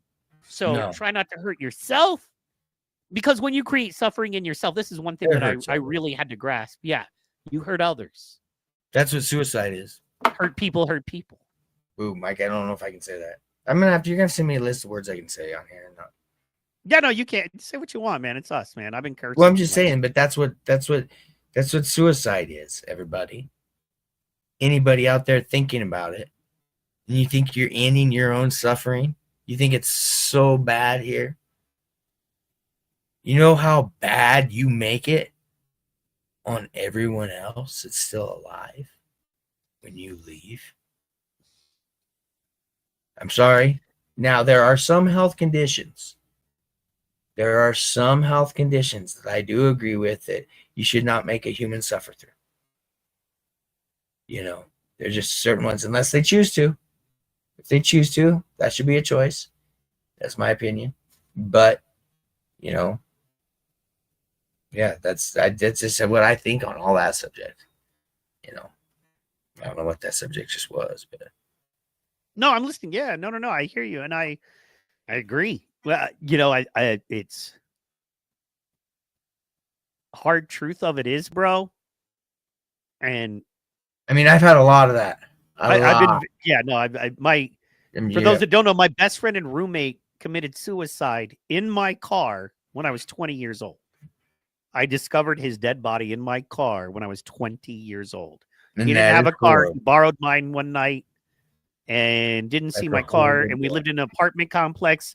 And right down, there's like our complex. And then kind of right down the hill was a cool little like strip with some bars and stuff, you know? It's called the Paseo District. You can look it up. Google that shit. And he was parked outside of one of those bars, and he had done the asphyxiation thing. Put a vacuum tube from the tailpipe to the trunk, had taped it all shut, kicked back in the seat, and just turned on the engine, and he was in the middle of writing his note, and you can tell he lost consciousness because it started to just sort of not make sense. Yeah. Now, that was years and years, decades ago. Man, I don't even really think about it much anymore because it was so long ago. But yeah. And then you met me and did this, and I said, "What the hell?" I just fucking said. And now I met you, and I'm equally as worried. I'm not going to let you borrow my car. No, I'm kidding. I'm kidding. As you should not. But yeah, so and you know what, man? Is it wheelchair accessible? The dude was in an extreme amount of pain. He was in an extreme amount of suffering. So, and man, I know, and I do not advocate for it, and I do not recommend it, and I am here to help, and I believe everyone should do every possible thing they can to breathe in and to out. Stick around, and I believe the gift of life is precious. It is a precious gift. Precious gift. I have fought for it for 51 years. Brother, you know what I mean? For life. But having said all that, there are some souls that are just not equipped to handle the amount of suffering that's put on them. Yes, you're right. You're 100% right. And to me, and I say this, man, and I know this is not the last thing you have, the very last thing you have on this planet to give or take is your life. It's the only thing you have. Period. It's why I get so mad when people disrespect the time I spend working to help them. Because I'm like, the only thing I have is my time. Yeah. The only thing I actually truly have is time. Because without time, I can't make money. I can't create. I can't wake up. All I have is time, and I have a finite amount of it, and it's getting less and less by the day. And if you disrespect my life, because my time is my life, all I have to give you is a portion of my life. And if you disrespect that or don't value it, okay? Leave. Because all I have to give is this. And all you have to give is this. The problem is you think you're special.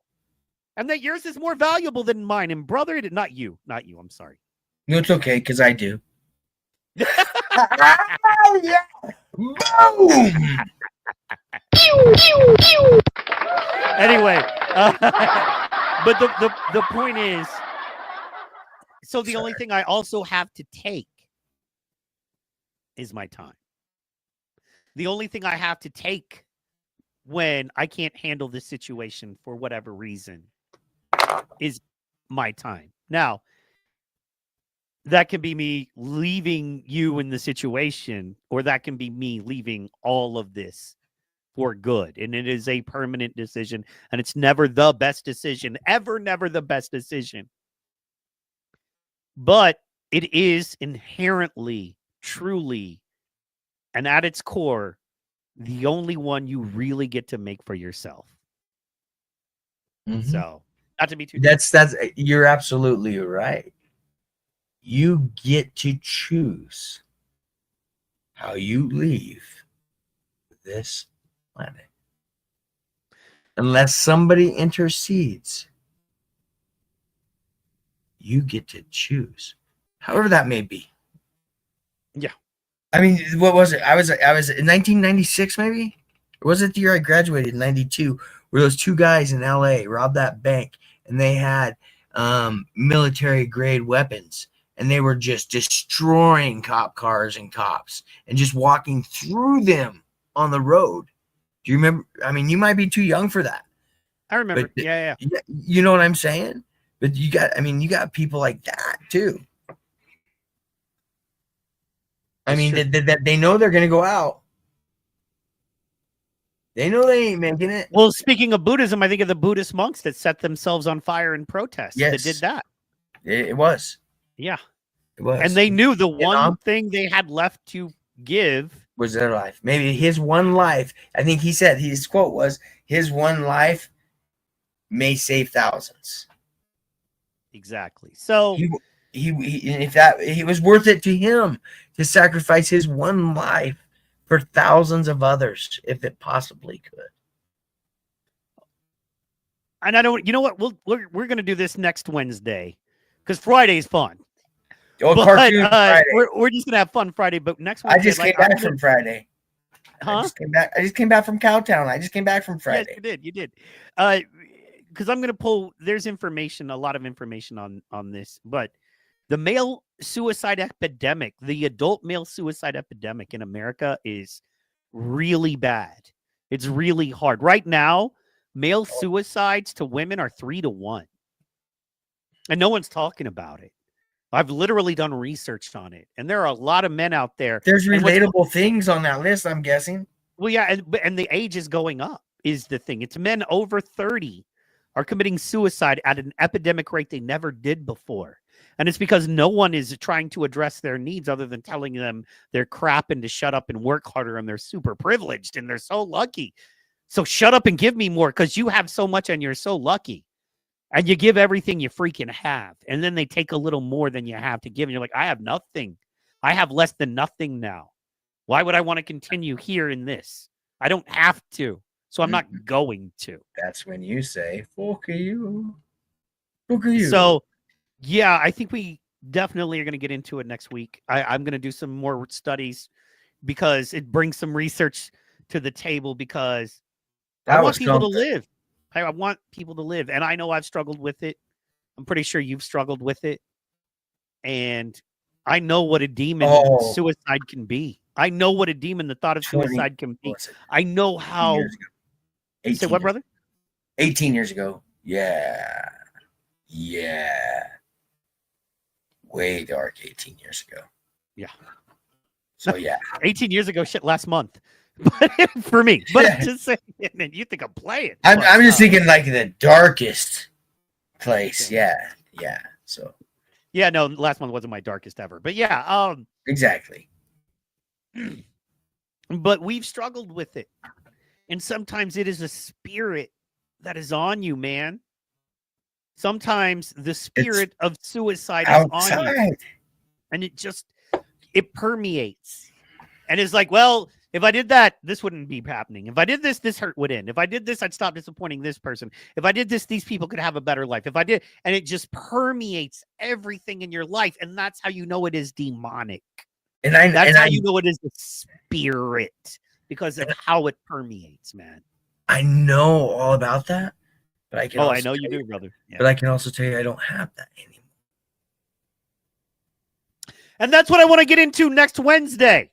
Is what we have done to get better and more healthy and what you can look for in your life. And maybe, and not even maybe, but I'm going to provide some resources next week by the end of the show of where you can turn if you feel like you're in that situation because, man, I want to help guys. Which means that you're going to be putting in the right effort to make this work. And then when we get all that done, we will have put in the right mindfulness to bring in your concentration to what we talk about. Yeah, then of course, right effort makes a lot of sense Right effort is doing what you feel is best, of course.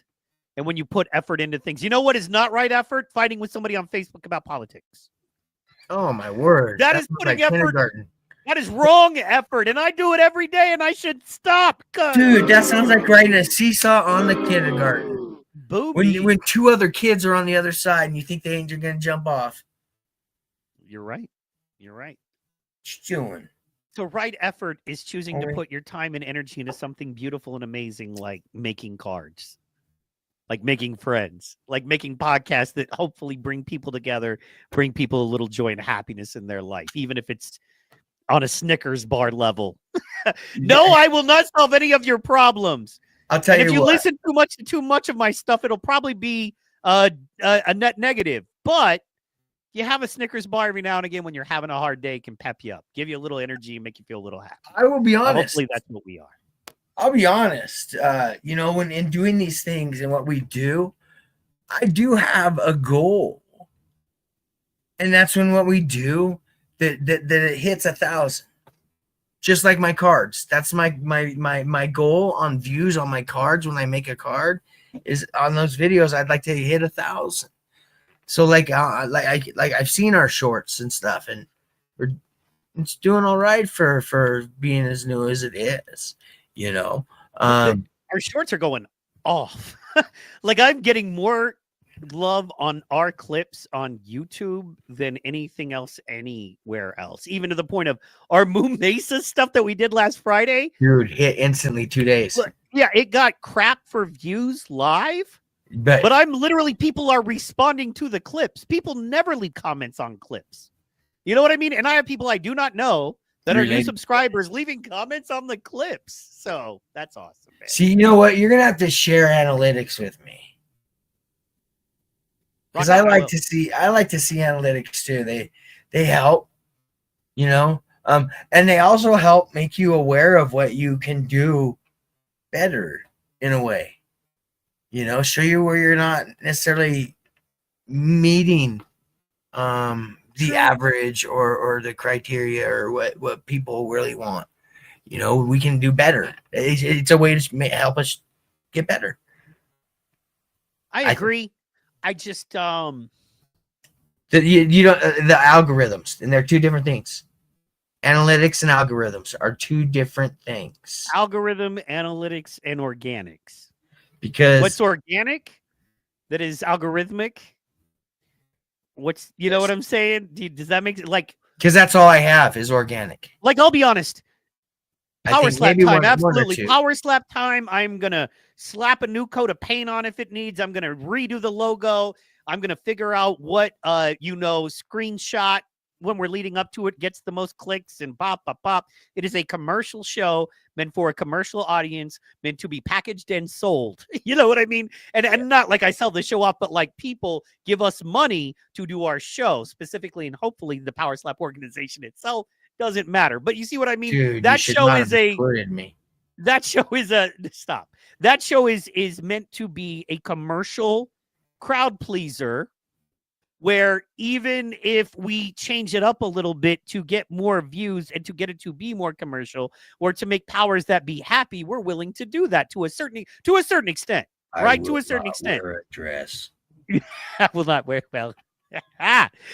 neither will I. But you know what I'm saying.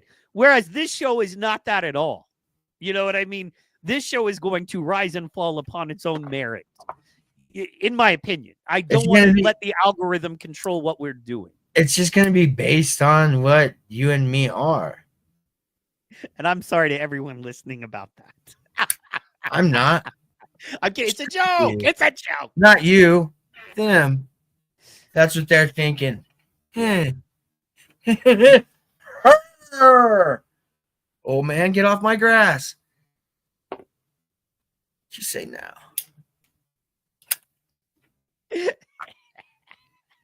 Gotta get me on stage. Yeah, we're working on it, man. Yeah. Okay. So we're coming around the 3-hour bend here. We usually do that. We're pretty good at that. Yeah. Well, honestly, I look forward to this show all week, man. I'm like, whether it goes an hour or 3 hours. Also, like, I saw us at the hour mark, and I was like, I'm not even close to getting in the groove yet. So I enjoy our friendship, man. I really do. Me too. This is turning into something that's really helping me as far as just having a new friend. And at the as Joe Rogan says, it's that third hour. The reason it, like, if you listen to Joe and you watch Joe, he has shows that are less than 2 hours. He's like, when I really want to get into something with somebody, though, it's after that 2 hour mark. It's in that third hour you really start. Yeah, a lot of what they come in with goes away, and they start really being themselves, and you can really get into that with them. And I was like, yeah, after that 2 hour mark, yeah, man. And we got really deep. We get really deep into a lot of stuff, but we hopefully do it on an easy white trash way. That's the whole point of it. But yeah, man, I throw in white trash shizzle all the time. Yeah. I was banging a crackhead in a culvert earlier. Huh? In a what? You were in a culvert. Do you know what a culvert is? Yeah, it's like a Sonic, right? What's a Sonic? No, not. What's a Sonic? You're thinking culvers? I'm talking a culvert. The big round graded things they put under roads so water can flow through and you can drive over. A culvert, a big one. No, hold on. It's dried out right now because they haven't got irrigation going, so you can bang them down in there and nobody can see you. A culvert. Okay. So this is a drainage ditch. All you had to say was drainage ditch. Bro. That's not a drainage ditch. That's a culvert. The drainage ditch is the water running through it. The culvert, it actually comes in on its own and around, and yeah, you can sneak in there, but little rumor house. I used to have to install them for the railroad. Is that why you got to hook up with the chicken one?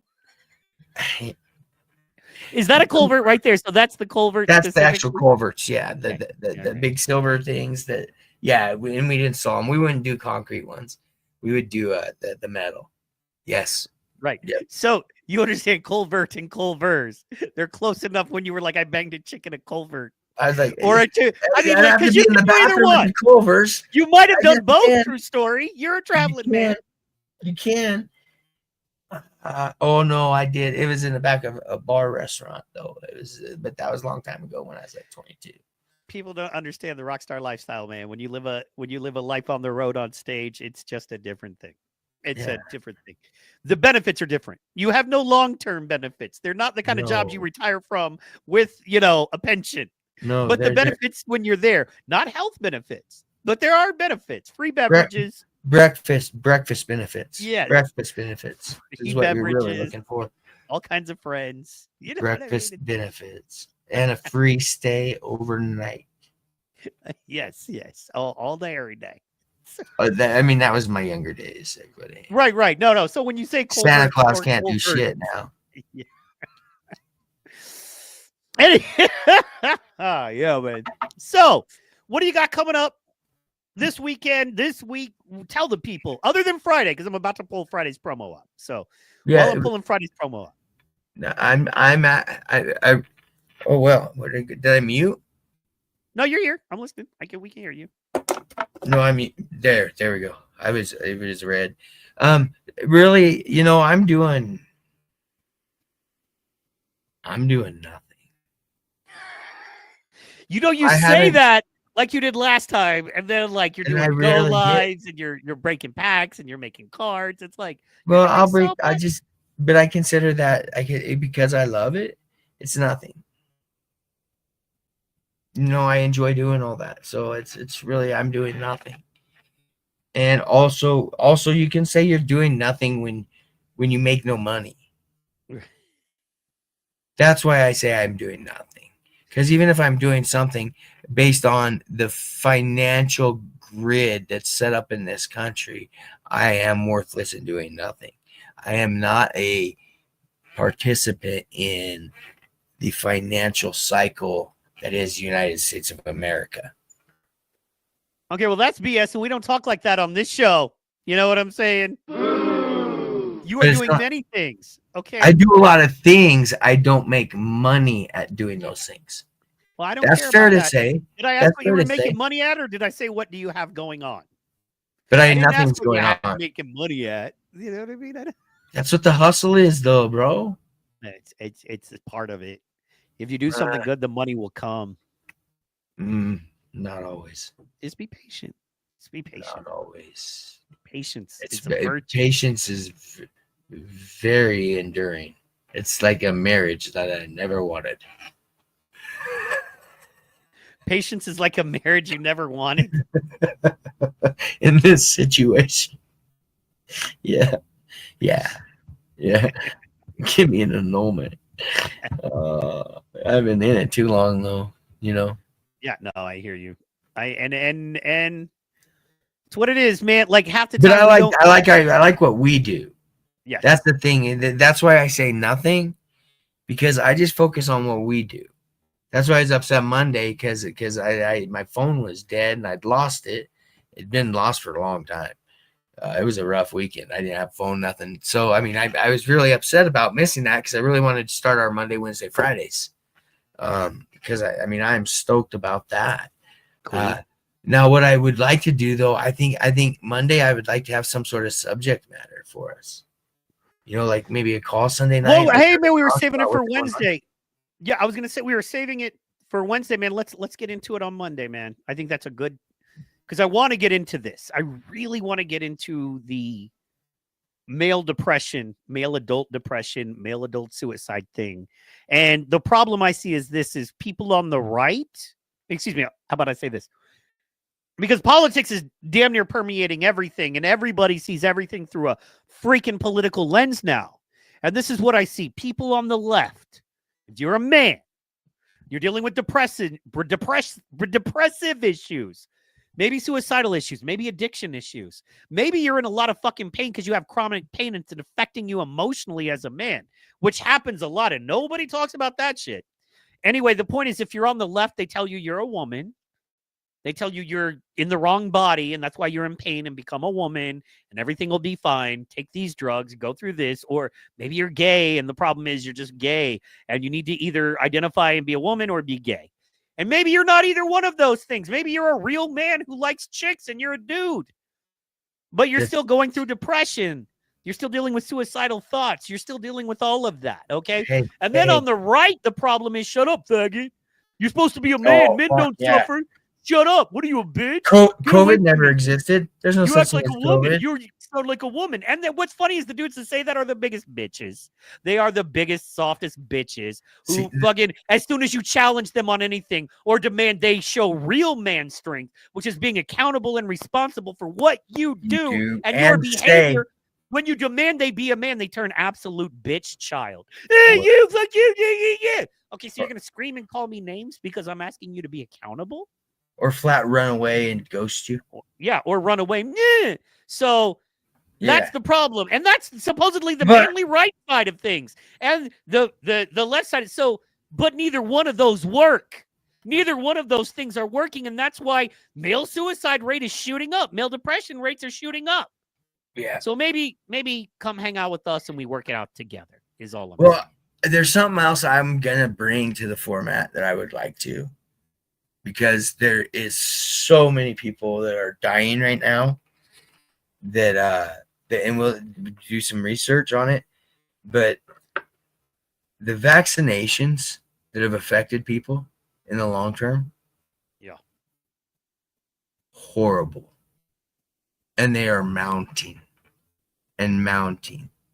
I am one of those that developed what they called the long COVID, that's now more transitioning into the ones who got more than 2 vaccines. You know, and there are definite neurological effects and after effects. And I think that needs to be more brought to the forefront. I mean, that's why I'm a case study with the medications they have me on and the treatments they have me on because of that. Because they want to follow along and see how it works, if it works, or if I'm going to die from it or whatever. You know, I mean, but I think that needs to be spoken a little bit more, because that's one of those things that's happening a lot more that is not being told at all. In fact, I did the research to find my own medication because the doctors had no idea what to do. And I went to the AMA and found all that out. So we're going to bring some of that up too. Not next time, but in the future. Monday. Yeah. You know, and I wasn't saying, I'm not even saying Monday. I'm just saying in the future sometime, you know, we'll bring that up. And that can be a topic we'll talk about because, you know, I'm a firm believer more people need to know so that they can get help. Because there's ones that need help and they don't know where to get it or how, or if it's even out there. It is 4:20 Central Standard.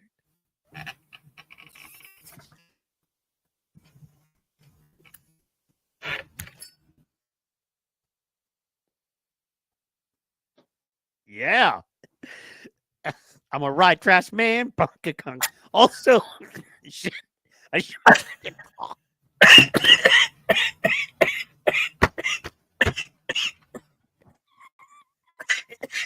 Homie, you remember?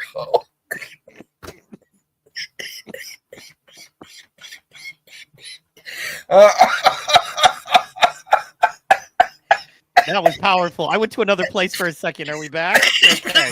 Sorry. Yeah, I'm like laughing at a joke that never was said. Oh, right. Will Smith, you're funny. Will Smith. Woo! I went to another place for a second. I'm glad we're back. Okay. That was nice. Oh, to the moon is what we always did I'm say. kidding. Well, I'm glad this is at the end of the show. I can edit it out. I can edit it out. Yes. All right. Ladies and gentlemen, make sure you tune in Friday, 12:30 Central, 11:30 Mountain Time. Colorado up there. Colorado, because we are enjoying and going through and digging deep into the Cowboys of Moo Mesa. You know, Moo Mesa! Moo Mesa. Moo Mesa for life, gangsta! What up? So we dug in a little bit, right? Did some research. We found out that the creators of the Cowboys of Moo Mesa were also they were key in creating the Teenage Mutant Ninja Turtles. Yep. So basically, it's the same theory. An asteroid hit Earth, made a bunch of cows sentient. You know what I mean? Yeah, they're just over the ice wall. And they created a town, as cows do. You know what I mean? So, dude, and it's rad. That's a town I would hang out in. Those are some bulls that I definitely would fight. Yeah, I would fight them. I would lay with the cows upstairs. They seemed beautiful. Speaking of that, let's enjoy a clip from the Cowboys of Moo Mesa. This is what we get. Friday, when you tune in, you're going to get quality like this. Never figure out what this is. And then we wonder where furries came from. Only dads on Saturday mornings will know what this is all about. Yeah. So that's what they were targeting the whole time was dads getting up early and having a cartoon to watch. Exactly. Oh, get a whorehouse in there. Get a femcal hybrid that I can. So now I want to wait. There's a chance of fucking. Yeah. Well, always a church, a bank, a whorehouse. Kids will never figure out what this. All right. That's the clip. That's so good. That's so good. She's so sexy. I want a full-size poster. A Cowalina or whatever her name was. Because, yeah. We'll figure it out on Friday afternoon. And we're going to break it down. You know what I'm saying? So. Oh, yeah. I love her. All right, guys. I think 3 hours and 21 minutes is sufficient. I think we've given you enough, ladies and gentlemen. Been a great afternoon. I've enjoyed it. I appreciate anybody that stopped by. Anybody that follows, give him follow all the formats that Mike has. He's got a bunch, so get out there, follow him. Yeah, he's a good dude. I like him. Also, if you want to run it live, like if you ever want to run the rerun on your channel, you know, you can just hit go live, share screen, and then just hit play on this show. And then everybody on your channel is watching our Wednesday show, like what I do on Saturdays, kind of. Well, let me give you one of these. Well, who did he do? Because I don't know what the hell it is. So,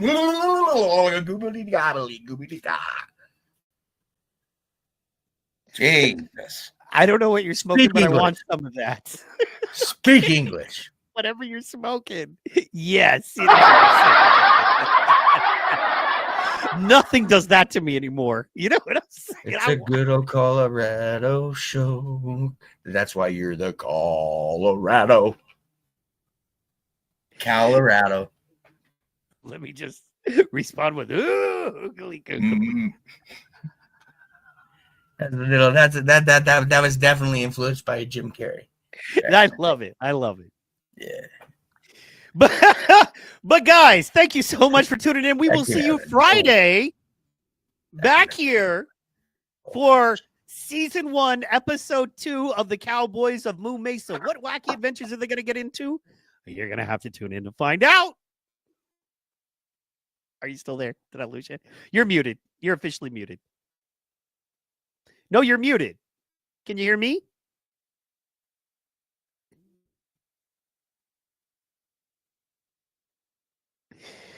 Wait, no, Vern is still muted, y'all. He's talking like he's not muted, but he is in fact muted. Don't get mad. Now he's mad. Now he's mad. See, I can't unmute because you chose to mute yourself, it says. I'm trying to unmute you. Breathe. Yes, Buddhism.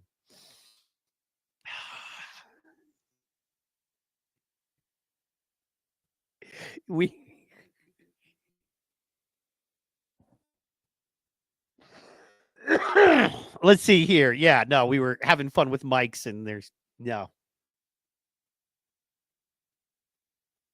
See, I was going to wrap this show and now I have to wait till he gets back on. So the show might go all night. We don't know because we need Vern's mic to work. No, bro, you're talking, but we don't know what you're saying. We have no idea. There you're. Oh, see, now the mute is off, but I'm not hearing you still. Okay, so the mute is off, but check your connection because the connection might be off because we still can't hear you. Correct.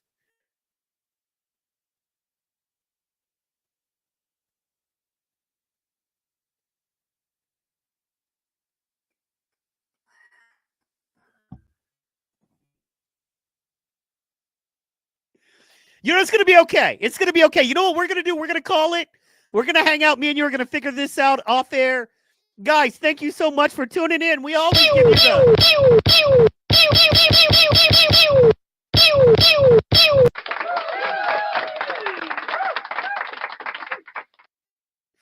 As you can see here, Vern is talking.